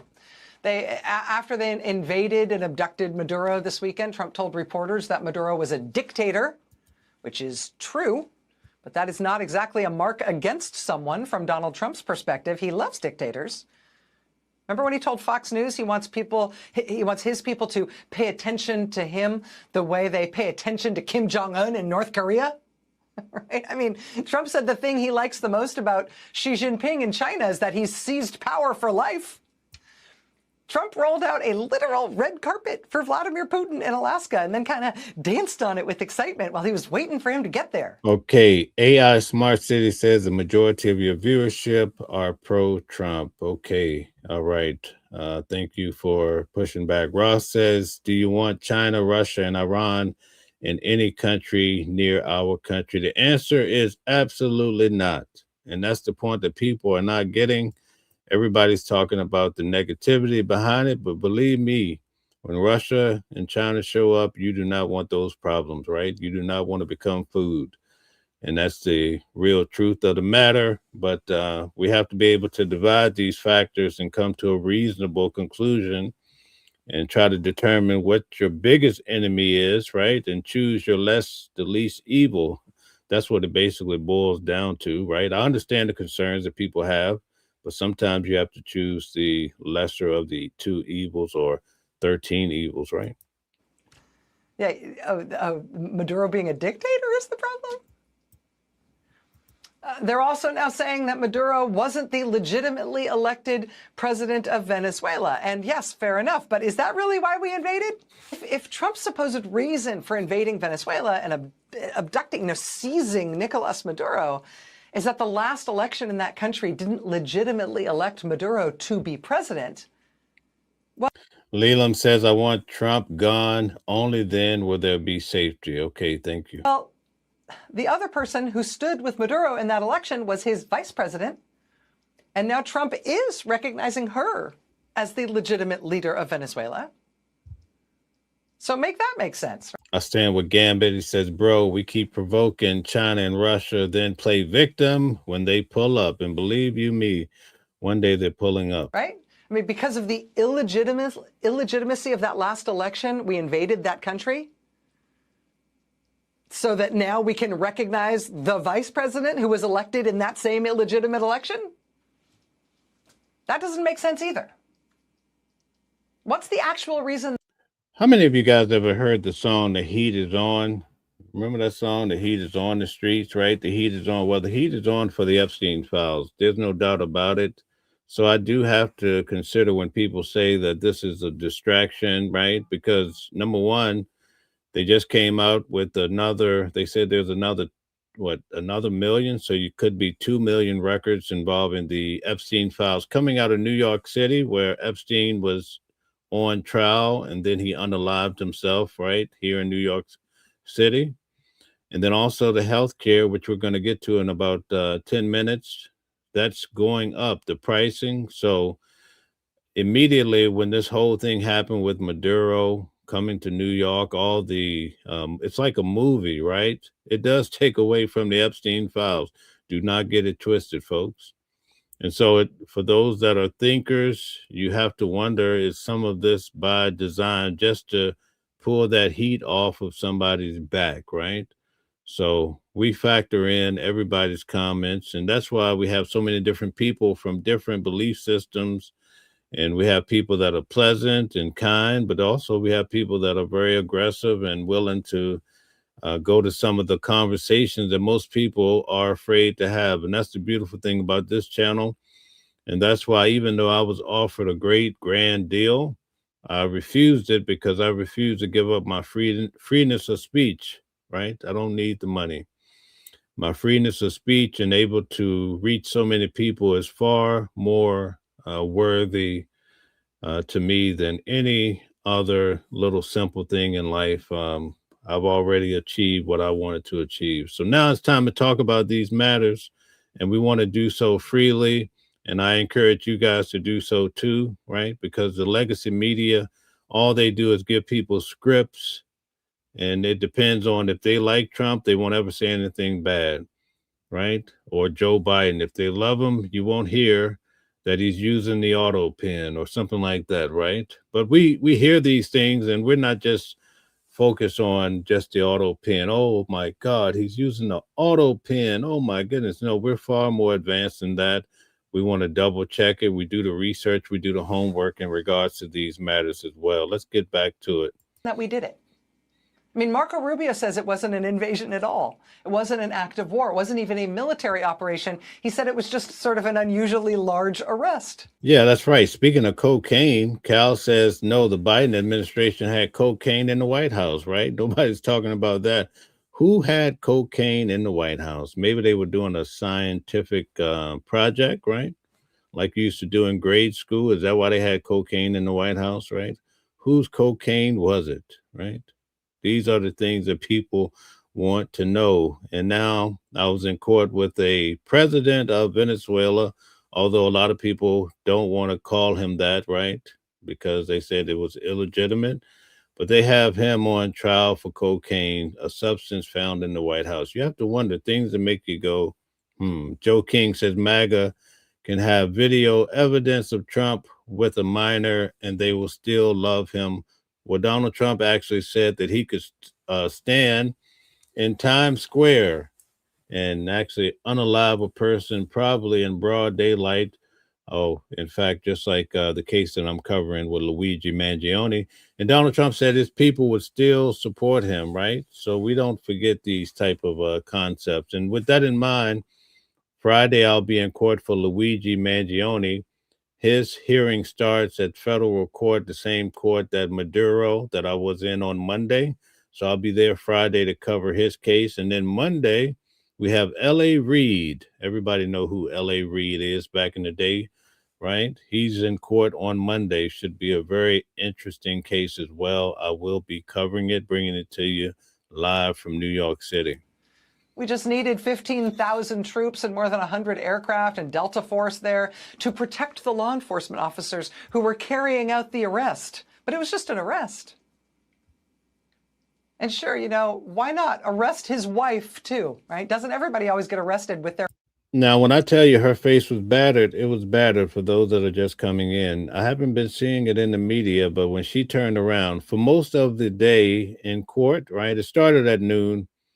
But his wife was standing there. Sometimes she'd have her hands behind her back. You know, she was answering, her questions were being answered identical to her husband.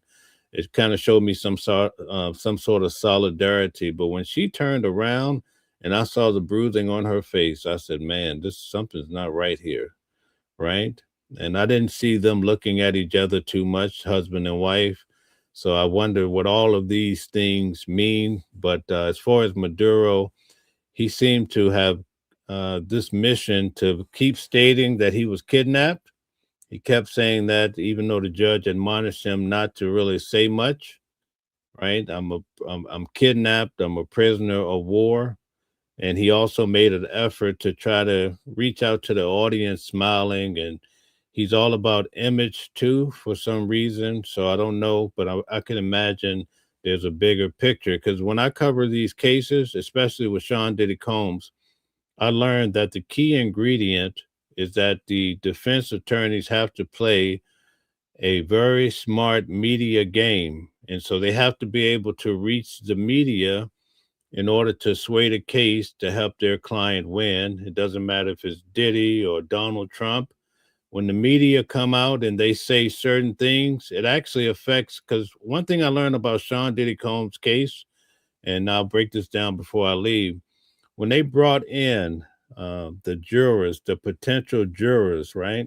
And they would ask these individuals, it was mainly women, and they say, did you see the video? The judge would say, did you see the video of her being kicked, in the stomach and whatever on the floor? And people would say, yeah. And the ladies would say, he's guilty because I saw the video. And they would basically recuse themselves from even being on the jury because they said clearly, I can't get past the point of what I saw on the video. And also, I imagine that with Luigi Mangioni's case, when they showed the video, now keep in mind, I was there for the hearing, 3 weeks in the cold, going to the courthouse just to come back and share the thoughts with you guys. But let me show you this game that these attorneys play, right? And I'll use 2 examples. In the case of Sean Diddy Combs, there was a recording where Cassie had a good friend, a close friend, and she got so mad with that friend because the friend told Cassie basically she had a video. He had a video on his phone of Cassie having a freak off or something. Cassie got so upset and says, I will kill you. I will have you buried, right? Well, during the trial, that video was leaked out. And that video made a big difference in the way that the public saw Cassie, because they saw her as being this person being kicked on the ground. But once this was leaked out, this particular audio, then family people members. Oh my! And what kind of law enforcement operation? Just serving an arrest warrant. Okay, so once that audio came out, it changed the perspective of a lot of people in regards to seeing Cassie as this meek-hearted individual. So for the hearing of Luigi Mangione, which this Friday I'll be in court for his hearing for this federal case, right? It's the same thing that happened. While the hearing was taking place, the police officers in New York released a 2-hour video of Brian Thompson being shot in the streets of New York. And that video hadn't even been submitted to the court or been played in court. And here the police officers release it to the media. And so Luigi Mangione's attorney was so upset the next morning. She was like, well, they released this 2-hour video, and this is going to muddy the waters for my client, Luigi Mangione, right? And the judge says, basically, no big deal. It is what it is. It's out, and you can also put out this video too. So I'm just giving you an idea that it's not just cut and dry in court. A lot of times things are being leaked to sway the media, because think about it. If you're a juror, potential juror, all the information that you've heard about this case prior to the day you're coming before the court to potentially become a juror, all that's in your mind. So people already had their thoughts about Diddy far before they actually came to court. So that's why I'm saying in this particular case, all these matters are so important, especially when it comes to Maduro. So for him to come into court and continually say to everybody, I've been kidnapped. He said it 3 times at least that I recall. I've been kidnapped. I've been kidnapped. See, that's what happens, because he knows the media, because when he walked into the courtroom, he looked to the back where either the media or the public sits, and he's like, Happy New Year, right? But he's trying to connect because they understand the way this media game works. And it works splendidly, because you saw what happened with Sean Diddy Combs. They were swayed. Once the media started saying, oh, yeah, these girls are liars and they're just trying to get the money, it makes a big difference. So I think Maduro is playing this already to try to curry favor for himself. At any rate, let's wrap this up. We're going to move on to Iran, and then we're going to look at one other matter before we end for the day. Let's get to it. Top administration officials are set to brief the full. Let's try. Meantime, let's get you to the Middle East, where protests in Iran are intensifying as the country's president says the crisis may be moving beyond the control of officials. Trey Yinks is following all of these details very carefully. Are things ratcheting up there, Trey? Yeah, Dana, good morning. Protests continue to erupt across Iran over the country's weak currency and poor living conditions. Human rights organizations say at least 36 people have been killed by Iranian security forces since these demonstrations began late last month.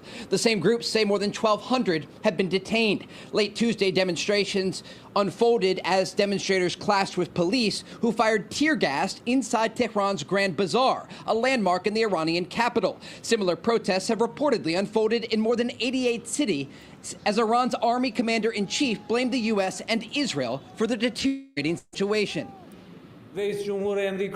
Today, there are no doubts about the hostility of the U.S. president and the criminal prime minister of Israel towards the Iranian nation. They allow themselves to meddle in this internal affair of ours. They tweet, they talk, they have been enemies throughout history, and 6 or 7 months ago, they killed and martyred over 1,000 Iranians, including commanders, soldiers, scientists, children, daughters, sons, women, and men. The commander referencing the June 2025 strikes that were launched by Israel and the United States amid the 12-day war when President Trump ordered the destruction of Iranian nuclear sites. 6 months later, there are growing questions about the possibility of another direct conflict with Iran, as the president has warned Iranian leadership against killing demonstrators. Overnight, the son of Iran's exiled Shah was on Fox News saying this to Sean Hannity. We've seen unprecedented. Okay, guys. So Cal 007 says, "You got it. I love Trump, but he's not perfect." I don't need Donald Trump to be perfect, right? Because I have my own little world. You have your own little world. But as long as certain parameters are functional, then you have to be able to work within that, right? A lot of people that are poor, struggling, has nothing to do per se with a president, right? And the president constantly changes. In fact, at the midterm elections, it's quite possible that the Democrats take hold in various ways due to the Epstein files and other factors. It is possible. And if you see that happen, immediately they're going to go after Donald Trump and try to impeach him, right? I went to Donald Trump's trial here in New York City, where he received 34 felonies. I keep saying that to you, right?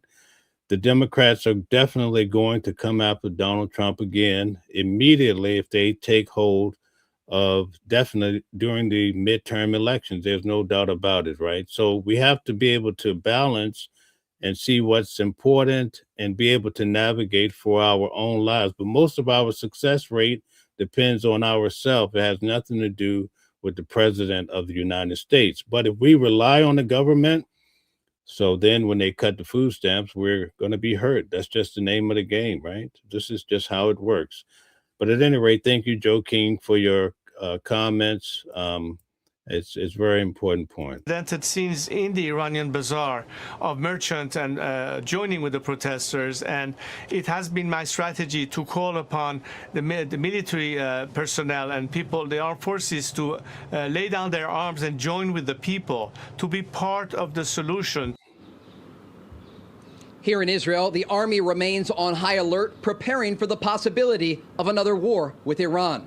Bill, Dana? So, Trey, while we keep you here, there's a big piece in the Associated Press today talking about the events of Venezuela this past weekend are on the minds of many there in Iran. I don't know what you picked up on that. Khamenei is believed to have gone into hiding for his own protection. Can we advance that story at the moment or not? Absolutely. Look, the Iranians are looking at what the United States says and what the United States does. President Trump was very clear that if Nicolas Maduro continued to try and get drugs into the United States, that the United States would take action against him and his regime. And we saw late last week that's exactly what happened. You have to imagine Iranian leadership in Tehran is looking at those actions in South America and wondering if the United States could take further action against their regime. Okay, Gold Digger says, yes, Mel, one day violence begets violence, may not today or tomorrow, but it's just a matter of time. Yes, indeed, it's a matter of time before Russia and China come knocking, right? And so that's why there's a lot of things we may not know. And of course, the government is not going to tell us. Donald Trump is not going to tell you to that magnitude. But best believe that there are big issues coming down the pipeline with China and Russia. And Venezuela has a lot to do with that in trying to block out other major countries that are trying to use Venezuela for their gain, but also to take shots at the United States of America. So it's very important that we factor in all of these matters. Thank you so much, Gold Digger.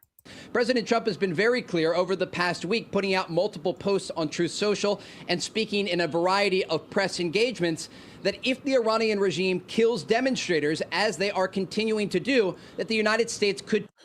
SW guy says, yes, can't wait to take Greenland. Just a matter of time. In one of the videos we're going to look at briefly, Rubio is basically saying that Donald Trump is proposing to buy Greenland.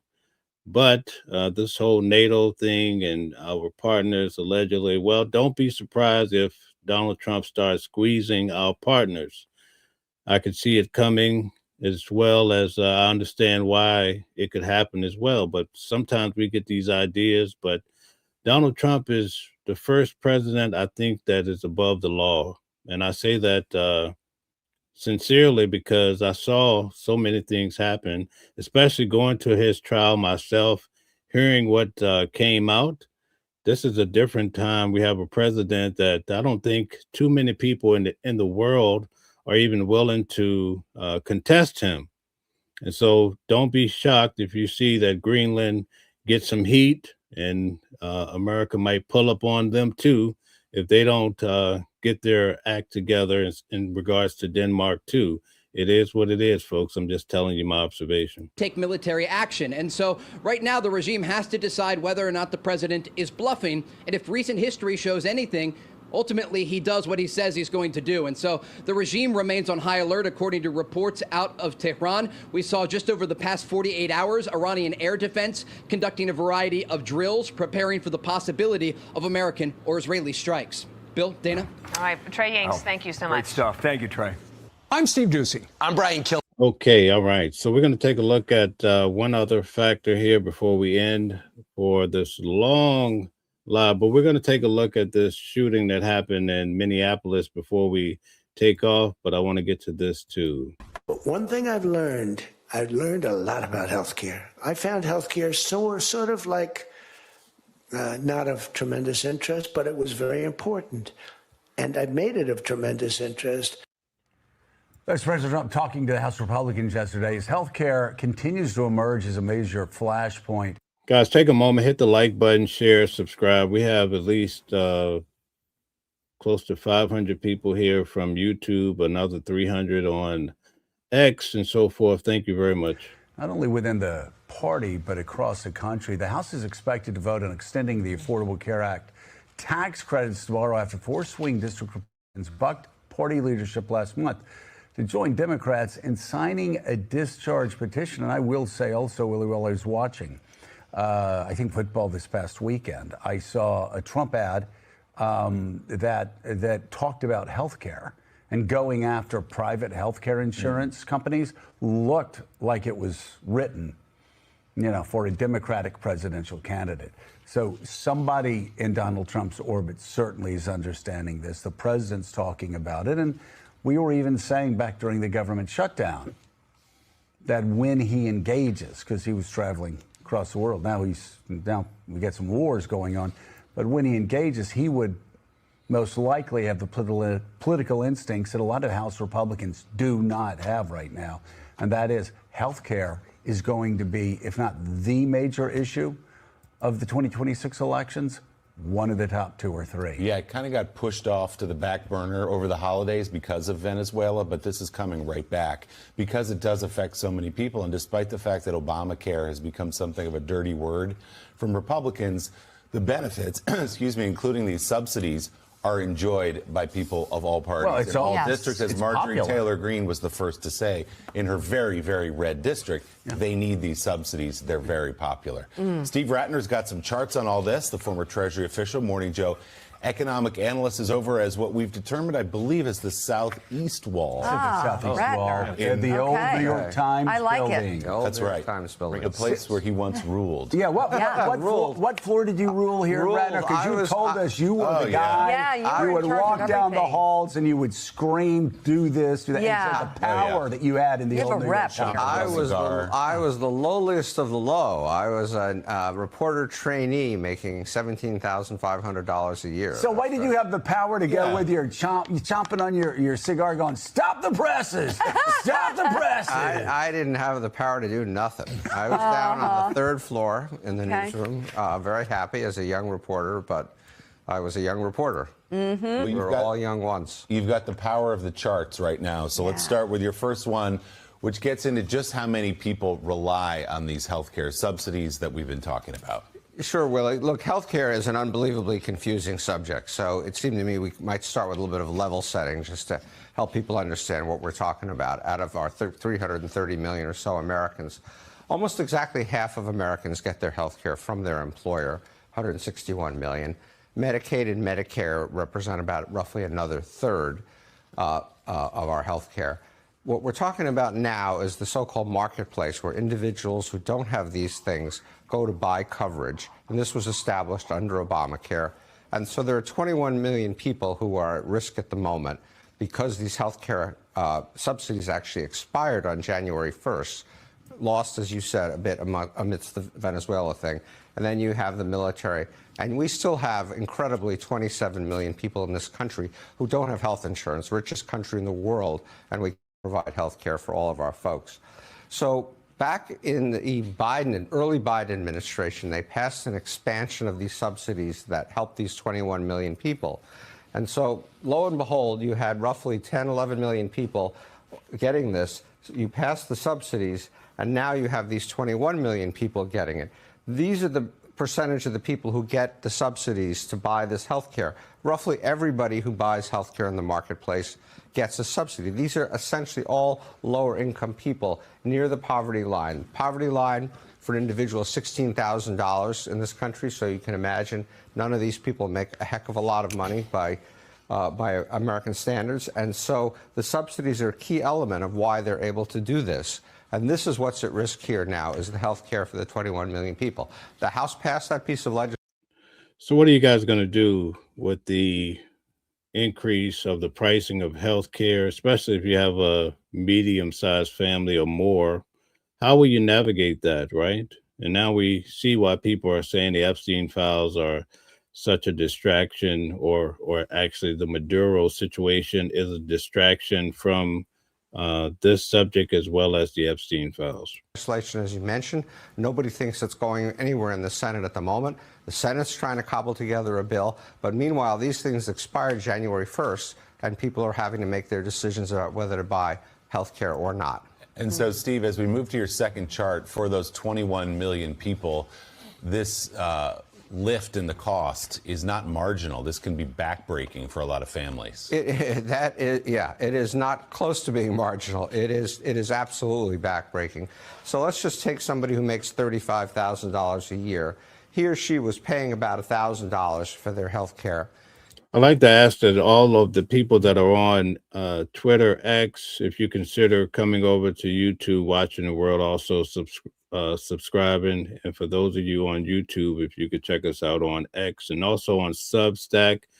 If anyone would like to really follow some of the key footage that's going to be developed on the channel, especially covering these cases such as Maduro's case. It takes a lot to go to the courthouse and cover these cases. Also Luigi Mangione, L.A. Reid. I'm also flying out to Utah to cover Tyler Robertson, In June, I'll be down in Texas with Calvin Johnson covering Carmelo Anthony, the young man who took the life allegedly of the other young man at school. So all of these cases, it takes a lot, but it goes a lot further when you guys take the time to actually support these channels and follow them. Thank you. It is now going to go up by $1,600 to $2,600. If you make $35,000 a year, $1,600 a year is obviously a heck of a lot of money. And so all the way across the board, it is resulting in massive. And one other thing, we have a lot of people tuning in from Venezuela, and I've been receiving correspondence from Venezuela. Thank you guys for following the channel. We try to cover the case of Maduro and be very honest about it. I don't hold back just because I'm a part of some network. It's all independent news, and independent news is very important now because we try to help you understand what really happened in the courtroom, whether people want to hear it or not. Increases in premiums, roughly a doubling for people who buy their insurance in this marketplace. And yes, I will be coming down to Texas. I'll be in Houston and also Dallas. Okay, I have the threat for you. Thank you very much. As I'll talk more about in a second, a number of them, therefore, will have to drop out of this and not have health insurance at all. But in the meantime, let's talk about the geographical distributional effects of this. So we get the general idea that the health care is going to skyrocket. What's going to happen, we really don't know. Let's tune back in a little bit to see what's happening in regards to the shooting involving the ICE individual. So we're going to get to that. Just give me 1 second here.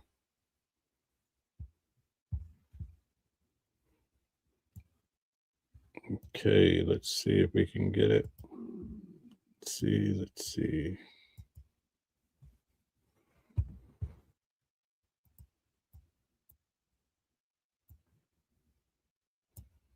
Eventually show video.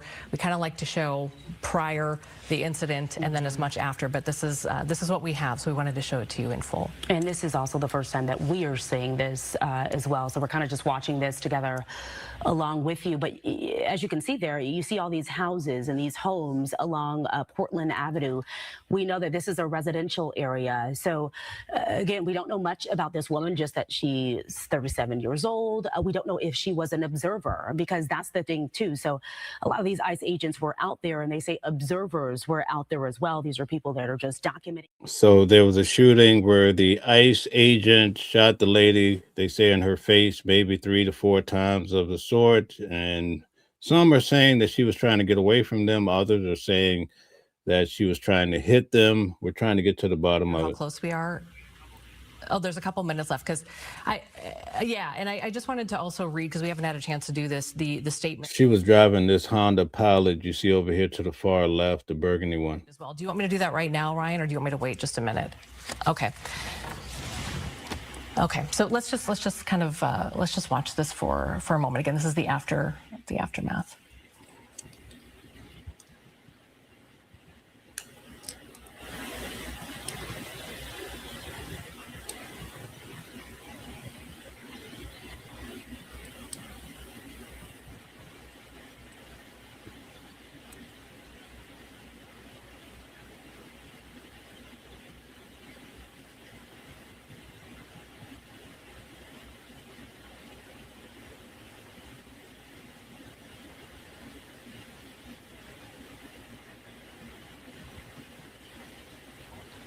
These guys look like the National Guard.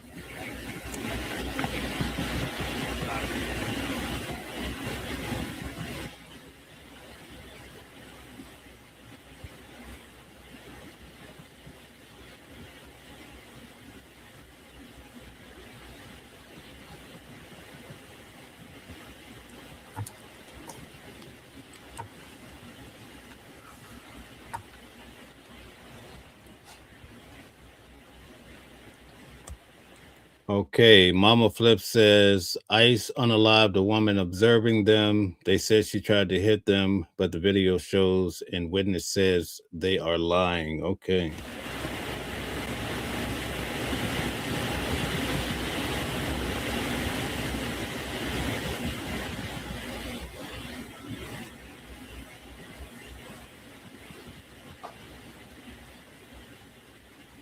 I have a treat for you. Said this. Did the snowy conditions possibly impact how the ICE thugs perceived her trying to escape? Perhaps the vehicle slipped. Okay.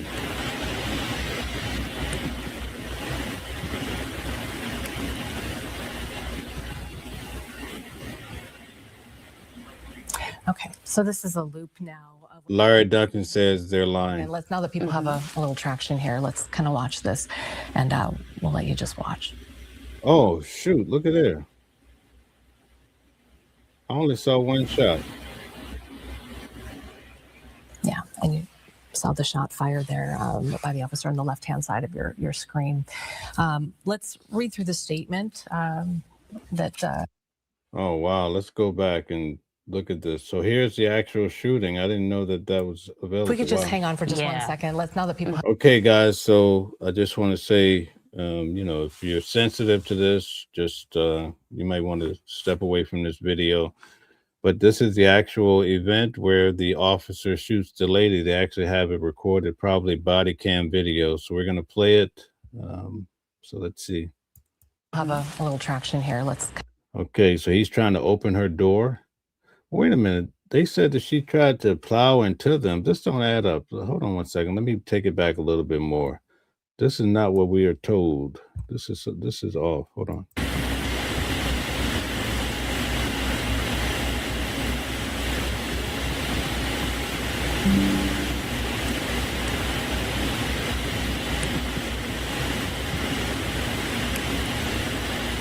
Okay, so this car takes off really fast, right? Now I could understand that one. Okay, so this is a loop now of what happened. If we could just hang on for just 1 second. Now that people have a little traction here, let's kind of watch this, and we'll let you just watch. Wow, so she was trying to get away. She was trying to get away. This is different than what we're being told. And then she goes and she crashed into these cars.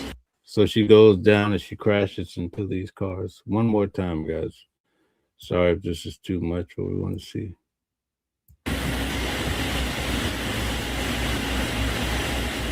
So this video is not edited in any way, and you actually see, but it looks like he only shot her one time.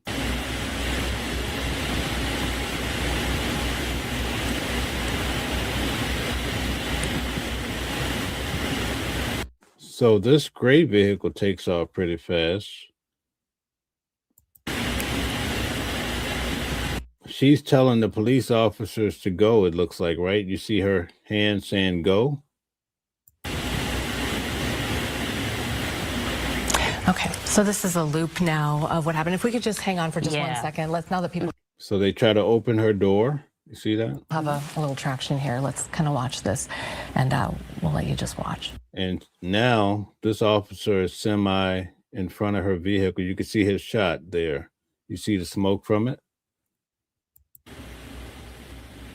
Oh, okay. He could have shot several times. Okay. You see the initial shot, but then he still looked like he's still dumping on her as she passes by. And then she crashes into these cars. Yeah, and you saw the shot fired there by the officer on the left-hand side of your screen. Let's read through the statement that the Trump administration had put out just a short time ago. I believe we have that. Okay, so what do you guys think about that?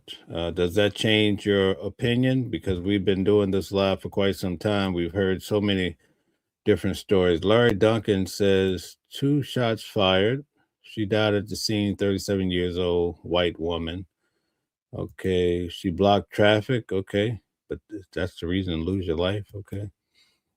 Paul says he had no right to shoot her. Okay.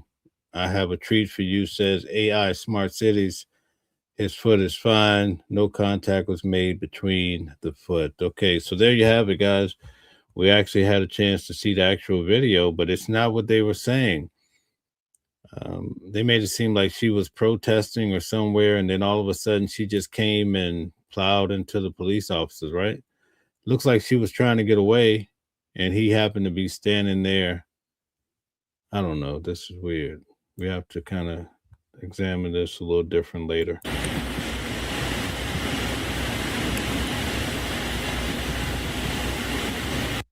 Not sure why these officers are rolling up on her. If she's, I mean, I wonder what she did. Maybe something to do with the protest.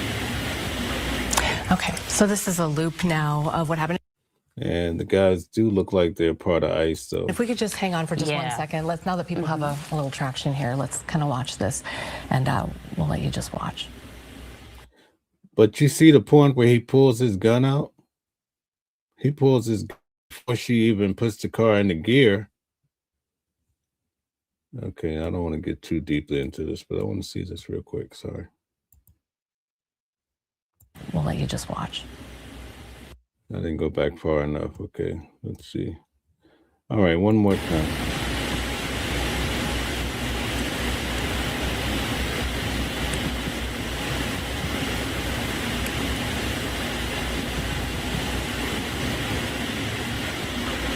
Okay, so this is a loop now of what happened. If we could just hang on for just 1 second. Now that people have a little traction here, let's kind of watch this. So she's backing out, right? And we'll let you just.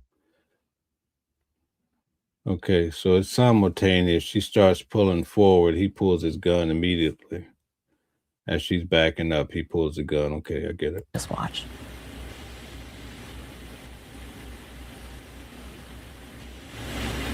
Whoever is standing here or this camera looked like his life would have been in danger too, because they're almost in the line of fire. Yeah, and you saw the shot fired there by the officer on the left-hand side of your screen. Let's read through the statement that the Trump administration had put out just a short time ago. I believe we have that up if we want to take that. Today, ICE officers in Minneapolis were conducting targeted operations when rioters began blocking ICE officers, and one of these violent rioters weaponized her vehicle, attempting to run over our law enforcement officers in an attempt to kill them, an act of domestic terrorism. An ICE officer, fearing for his life, the lives of his... Was she trying to get away, or was this terrorism? What do you guys think? I want to hear what you guys have to say. We watched this several times here.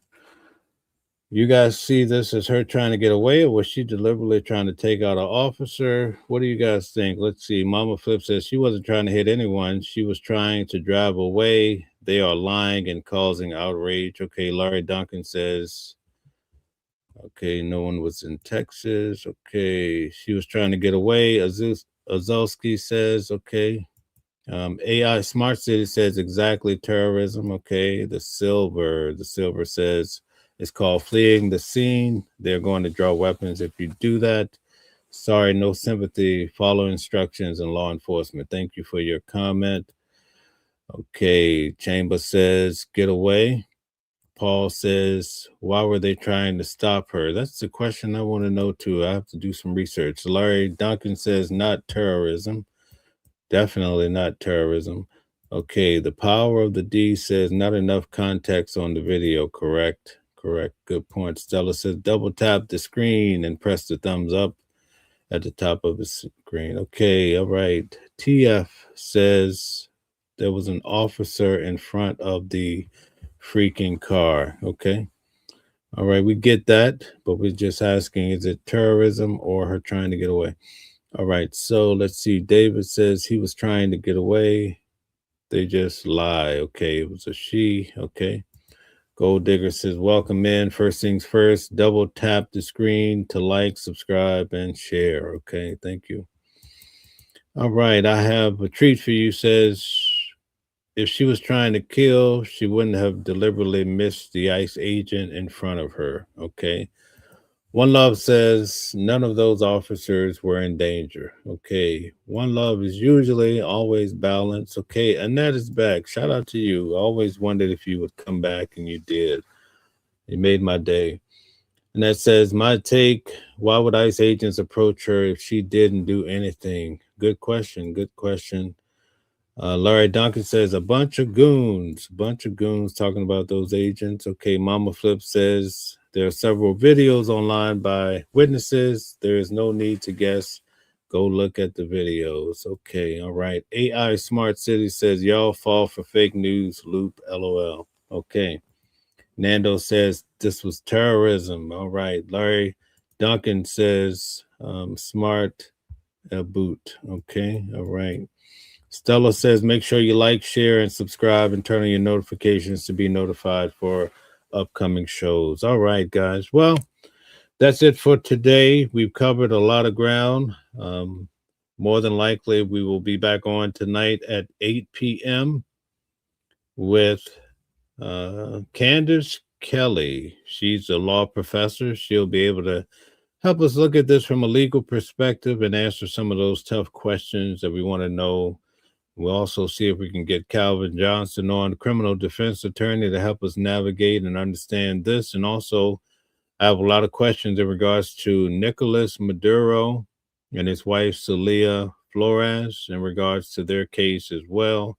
So turn on your notifications so that when we go live, you'll know and you'll get to hear these reports firsthand from the professional attorneys in the business, in fact. Also at 8 p.m., we'll have Candace Kelly on tonight to speak distinctly about these matters for 1 hour. Tomorrow night at 8 p.m., we'll have on Mama Flips. She'll be on the channel discussing these matters from her perspective. She's often an advocate for those who are disadvantaged, especially for women who are victims of domestic violence.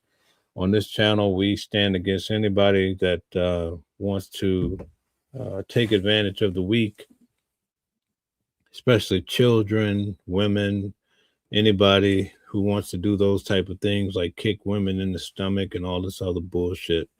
We don't stand with you, and it's not good to do that around watching the world. We're not with it. We're not having it. In fact, we shouldn't be doing these things to anyone. Even at a mental level, we shouldn't go around harassing folks as well. Definitely a no, right? And we don't want to hear about you guys doing that either, or we'll come and check you out, all right? So thank you very much for tuning in today. We covered a lot of ground. I definitely want to get to the bottom of this case. I think that the ICE agents are going to have some trouble from the media and from the public. Oh, we have Calvin Johnson. Hold on, guys. We might be able to get Calvin right now. Give me 1 second. I'm sorry. Calvin. Hey, man, I'm on live right now. I was just talking about you. You'll have to come into the chat because I can't, the way I'm set up, I can't send you a link because then I'll distort what I'm showing. So come into the chat. I'm gonna drop the link again, and you can come right on the channel. Everybody has a few questions, so all right, thanks. Okay, guys, so we have Calvin Johnson coming on to talk about this. If you have any questions, you could put them right in the chat, and we'll be able to have him answer from a. Hold on 1 second here. He'll be able to answer from the perspective of an attorney. So let's have him on. I'm going to drop the link so he can come on the screen here and chat with us. He said he'll come in any moment here. But until then, I'm going to go through some of the comments and then we'll end the show. We have roughly 300 people on YouTube. Make sure you hit the like button, share, subscribe so we can get more eyes and help push the channel out. Ozelsky says driving away shouldn't be a reason to fire a weapon. Okay, that's definitely a question I want to ask Calvin. 2, okay, video. Okay, says video starts after her car is sideways. How did it get sideways? Ethan, a very good question. That's a solid question. Okay, thank you very much. Henderson says, y'all don't get it, do you?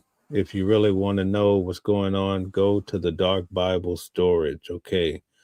All right, very good. Thank you for that. We're waiting for criminal defense attorney Calvin Johnson to come on. We have David says more of this story than we know right now. Right. Very important. Okay, let's see what Mama Flips is saying. Says there was no officer in front of the car. They tried to block her. She was already trying to drive away and they tried to step in front. They shot her because they were emboldened. Okay. All right. Thank you for your comment, Mama Flips. Okay. Thank you.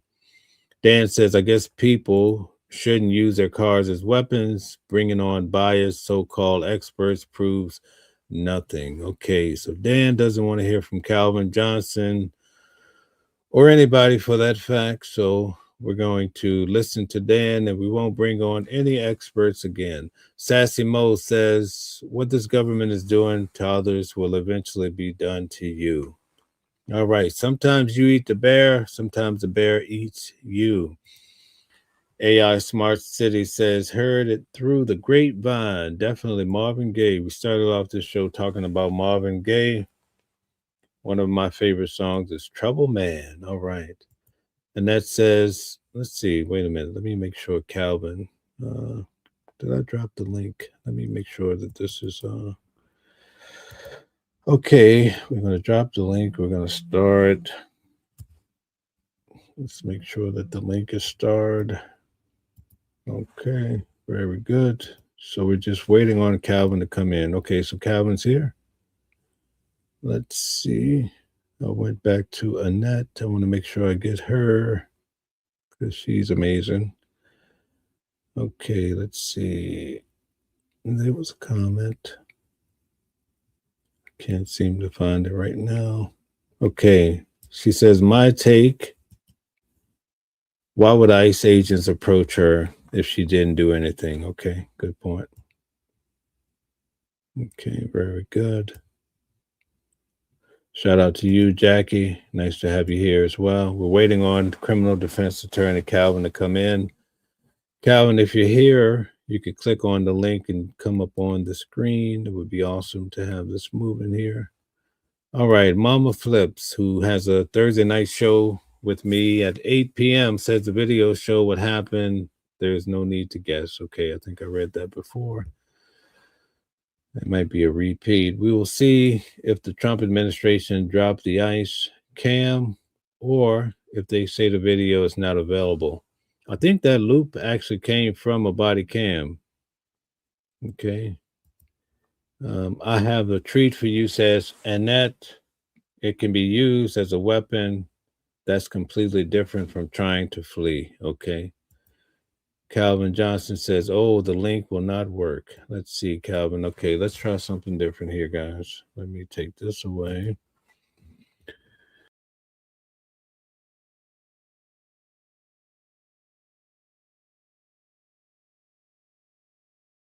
Add to the stage. Okay, great.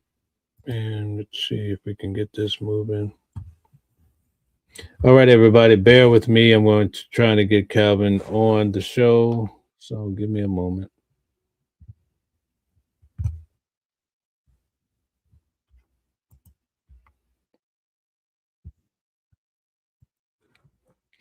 Okay, Calvin is here. We're going to try to get him on. Just give me 1 second, guys. We're going to try to make this work. Okay, Calvin, you can get it in your Facebook. I'm going to drop the link in your Facebook chat. Give me 1 second, guys. Yes, indeed. Calvin, go to your Facebook. I'm going to drop the link there. I don't know why it won't allow the link to work. Let's see here. Okay, here we go. Okay, here we go, Calvin. The link is in your Facebook. You can come right on in and talk to us about this whole situation. All right, so the link is in your Facebook, Calvin. Also, I'm going to try to bring back up the video now. It would have been nice to have it from the point of where the actual shooting took place. Let's see if I can make that happen while Calvin is coming up. All right, let's see what we can do here. Okay, that's the video. We have that. Okay, and we have Calvin. Okay, very good. What's up, man? How you doing, man? All is well. Can you hear me okay?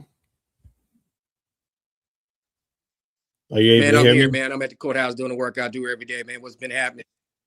All Yes, right. I can hear you great. Okay, same old thing. Everything is great. Everything So is what's great. happening So in Calvin, the world today? yeah, so we have a situation Happening where a in lady, court. okay, we have a Yes. situation where a lady has been shot by ICE, and we wanted to get your opinion on it. I'm going to take you back to the video. Hopefully you can Wow. hear it okay. get your viewpoint on it. Let's see. Let's see if we can make this happen for you. Okay, here we go. So let me go back a little bit. Can you still can hear me? I can hear you, yes. Can you hear the video? I can hear it great. Okay.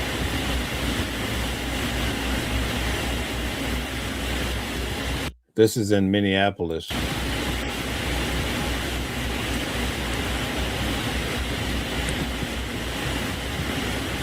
Okay, so this gray vehicle, you're going to see it take off really fast. The person that we're talking about, she's in this burgundy Pilot.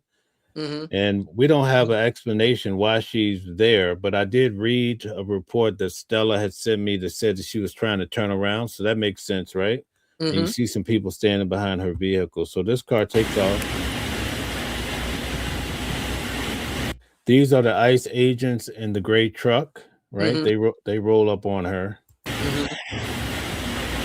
Okay, so this is a loop now of what happened. If we could just hang on for just 1 second. Now that people have a little traction here. She's starting to back up as he's already walking to her, and he's trying to open her door. Let's kind of watch this. And now notice the officer is already drawing his gun. He's standing in front of her vehicle, right? You just watch. Boom. He shoots her. Now it looks like he's shooting. They said she was shot 3 times. I don't know. Don't quote me on that part, but it looks like after she's driving past, he's still shooting. Oh man, come on. Now listen, she crashes. Look, she crashes into these vehicles right here. So much so that they move forward. So I'm going to show it to you again, and I'm going to remain quiet so you can process it. All right. Okay.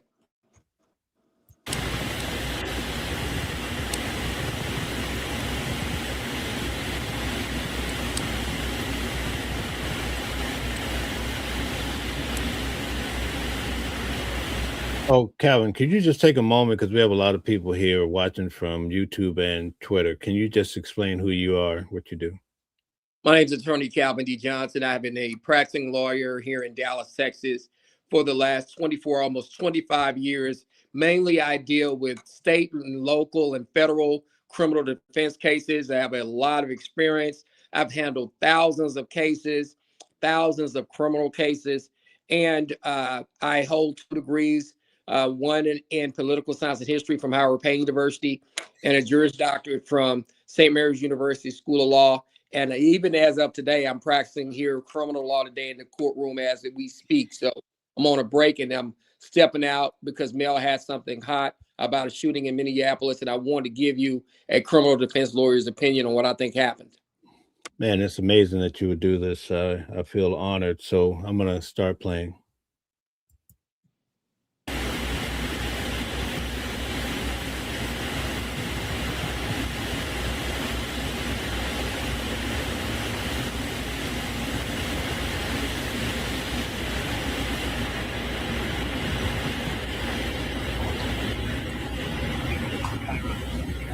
So, Calvin, I think I figured something out real quick. Down the block, there's some sort of protest. People are turning around. You see that? So this other car turned around. She's probably turning around too, right? Yeah.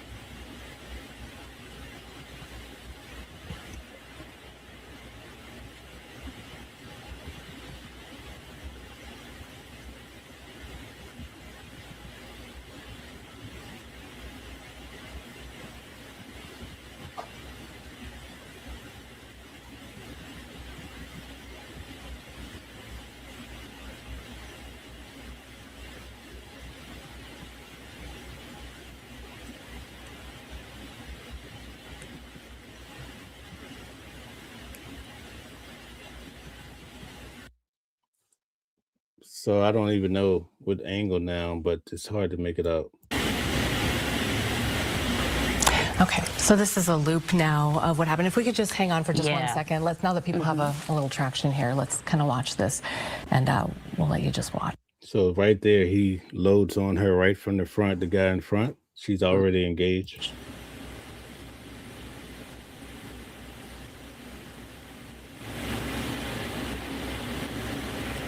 Yeah. So I'm gonna just do that immediate part. And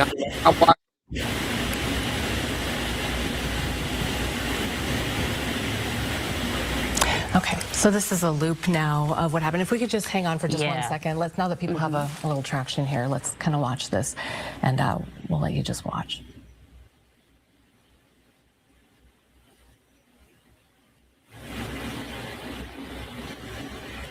Yeah, and you saw the shot fired there on the left-hand side of your screen. Let's read through. So what are your thoughts on that? Anything? These are some of the thoughts that I have immediately. First of all, what gave them a probable cause to walk up to that particular vehicle? Why are they even walking up to that vehicle? Secondly, once they walk up to the vehicle, what was the conversation like? Are they asking for her ID? Do they have even a reason to stop her? In addition to that, what the officers are going to try to say, once they reached into her van, did they even identify themselves, first of all? Did they identify themselves as the ICE officers? In addition to that, once they reached inside of that van, I know what the officers are going to try to say, that the person put the car in drive, and because the officer feared for their lives, they discharged their weapon. That's what they're going to try to say.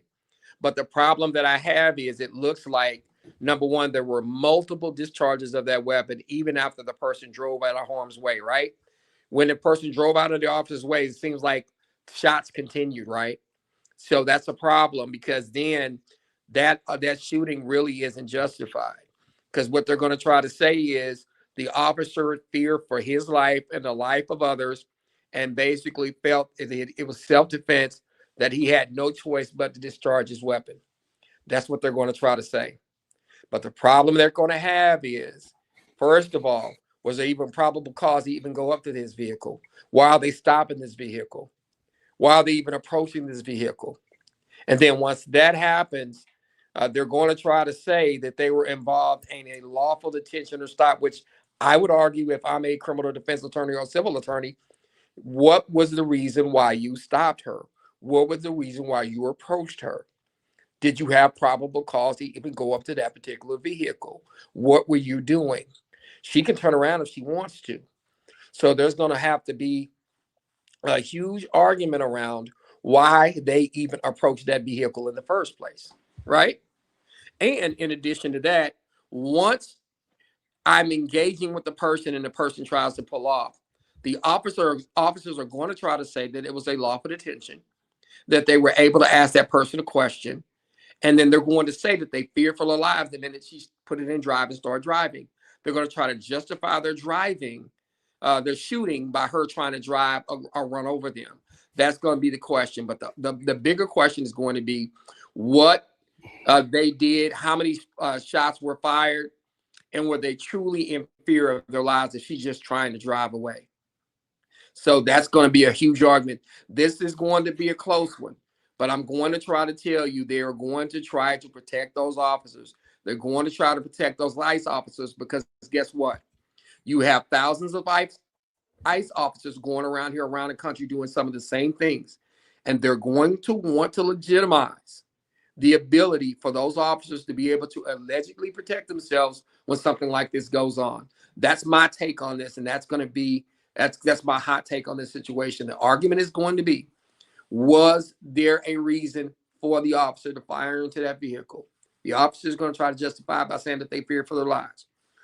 From the citizen side, or the regular person side, they're going to say, did you even have a reason to detain me? Why did you even come to my vehicle in the first place? If I'm trying to turn around, why are you even approaching me, trying to detain me? They're going to say that it was not a probable cause or reasonable suspicion that anything is going on. So you shouldn't even, you shouldn't even have to approach me in the first place. So that's going to be the big argument here in this case. Okay. I have a treat for you, says Calvin. Can the Minnesota AG bring charges? Okay, it looks like we may have lost him. Looks like we'll give it a minute to see if we can get him back on. Okay, so let's see if we can get him back on here.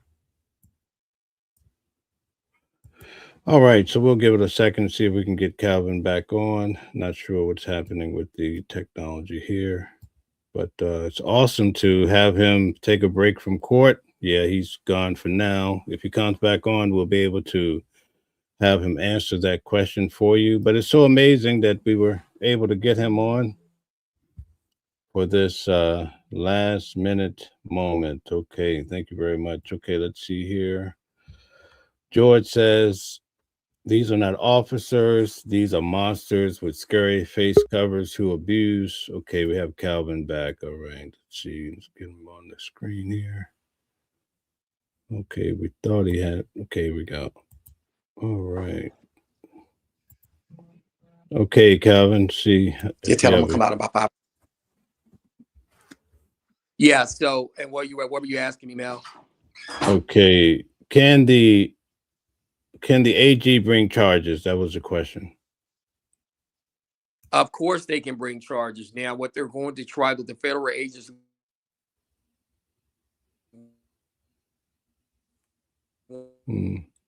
Yeah, we don't have we have a back. It seems we have a back. Okay, we can hear you now. Yeah, go ahead. What's going to happen is they're going to try to say that they're immune from being charged because they were federal agents doing lawful activities. The Minnesota AG is probably going to try to challenge that immunity. So this is going to be an issue that's probably going to be litigated in state and federal court. What the feds are going to say that they're federal agents, that they're going to have immunity against any charges because they were doing a lawful job, which is ICE, of course, ICE deportations and ICE enforcement. The Minnesota AG is probably going to come in and say, even though you're a federal agent, you still have the responsibility of any other person or any other law enforcement official that's in Minnesota, and you still have to be able to comply and abide by and respect the rights of citizens. And there's going to be a huge argument about that. I'm going to have to do a little research job because this is going to be very interesting. You're going to have a state like Minnesota that is not Trump friendly, and you got a president like Trump who has been going after and attacking Minnesota, and you're going to have the Minnesota Attorney General trying to bring charges potentially against federal ICE agents. This is going to be crazy, but very, very legally interesting. Okay. Well, Calvin, thank you so much for coming on. I know you have to get back to what you're doing. You're in court. We appreciate you tremendously. And Mel, once again, I thank y'all. And listen, we're definitely going to be talking about this on Sunday night, 6 p.m. on the Weekly Legal Review with Calvin and Mel. And so come and join us again Sunday night, 6 p.m. Texas time, 7 p.m. New York time. And we're going to be dealing with this as well as a whole other host of issues. I'm going to do a little research on this one. So when y'all see me again, I can give y'all more information. But this is going to be crazy. This is going to be extremely interesting. And it is going to be one of the new issues that we deal with now that we have this ICE enforcement issue in a place like Minnesota, who is not Trump friendly and who Trump has attacked repeatedly. So this is going to become extremely interesting. Thank you so much. And before you leave, can you tell them what's the best independent news in America? Watching the World 777. Listen, we are not beholden to the networks. We are not beholden to anybody else. We report the news. We give our opinions openly and freely. We're not being paid by anybody else. We are for the people. We're going to provide you with the #1 most reliable information in America right now. Watching the World 777, a fully independent YouTube channel with Mel and Calvin. All right. Thank you so much, Calvin. And thank you to everybody who tuned in today. We will see you guys back tonight at 8 p.m. So long and have a great day. Thank you. Thanks. Different voices, but the same song. Loving a world where we all belong. Kindness leading the way, breaking the chains. In the symphony of love, the thing remains. Embracing diversity, brighter days in sight. Watching the world sharing love and light. Hearts beating as one in our peaceful flight. Colors of harmony, painting the night. United we stand in love's pure might.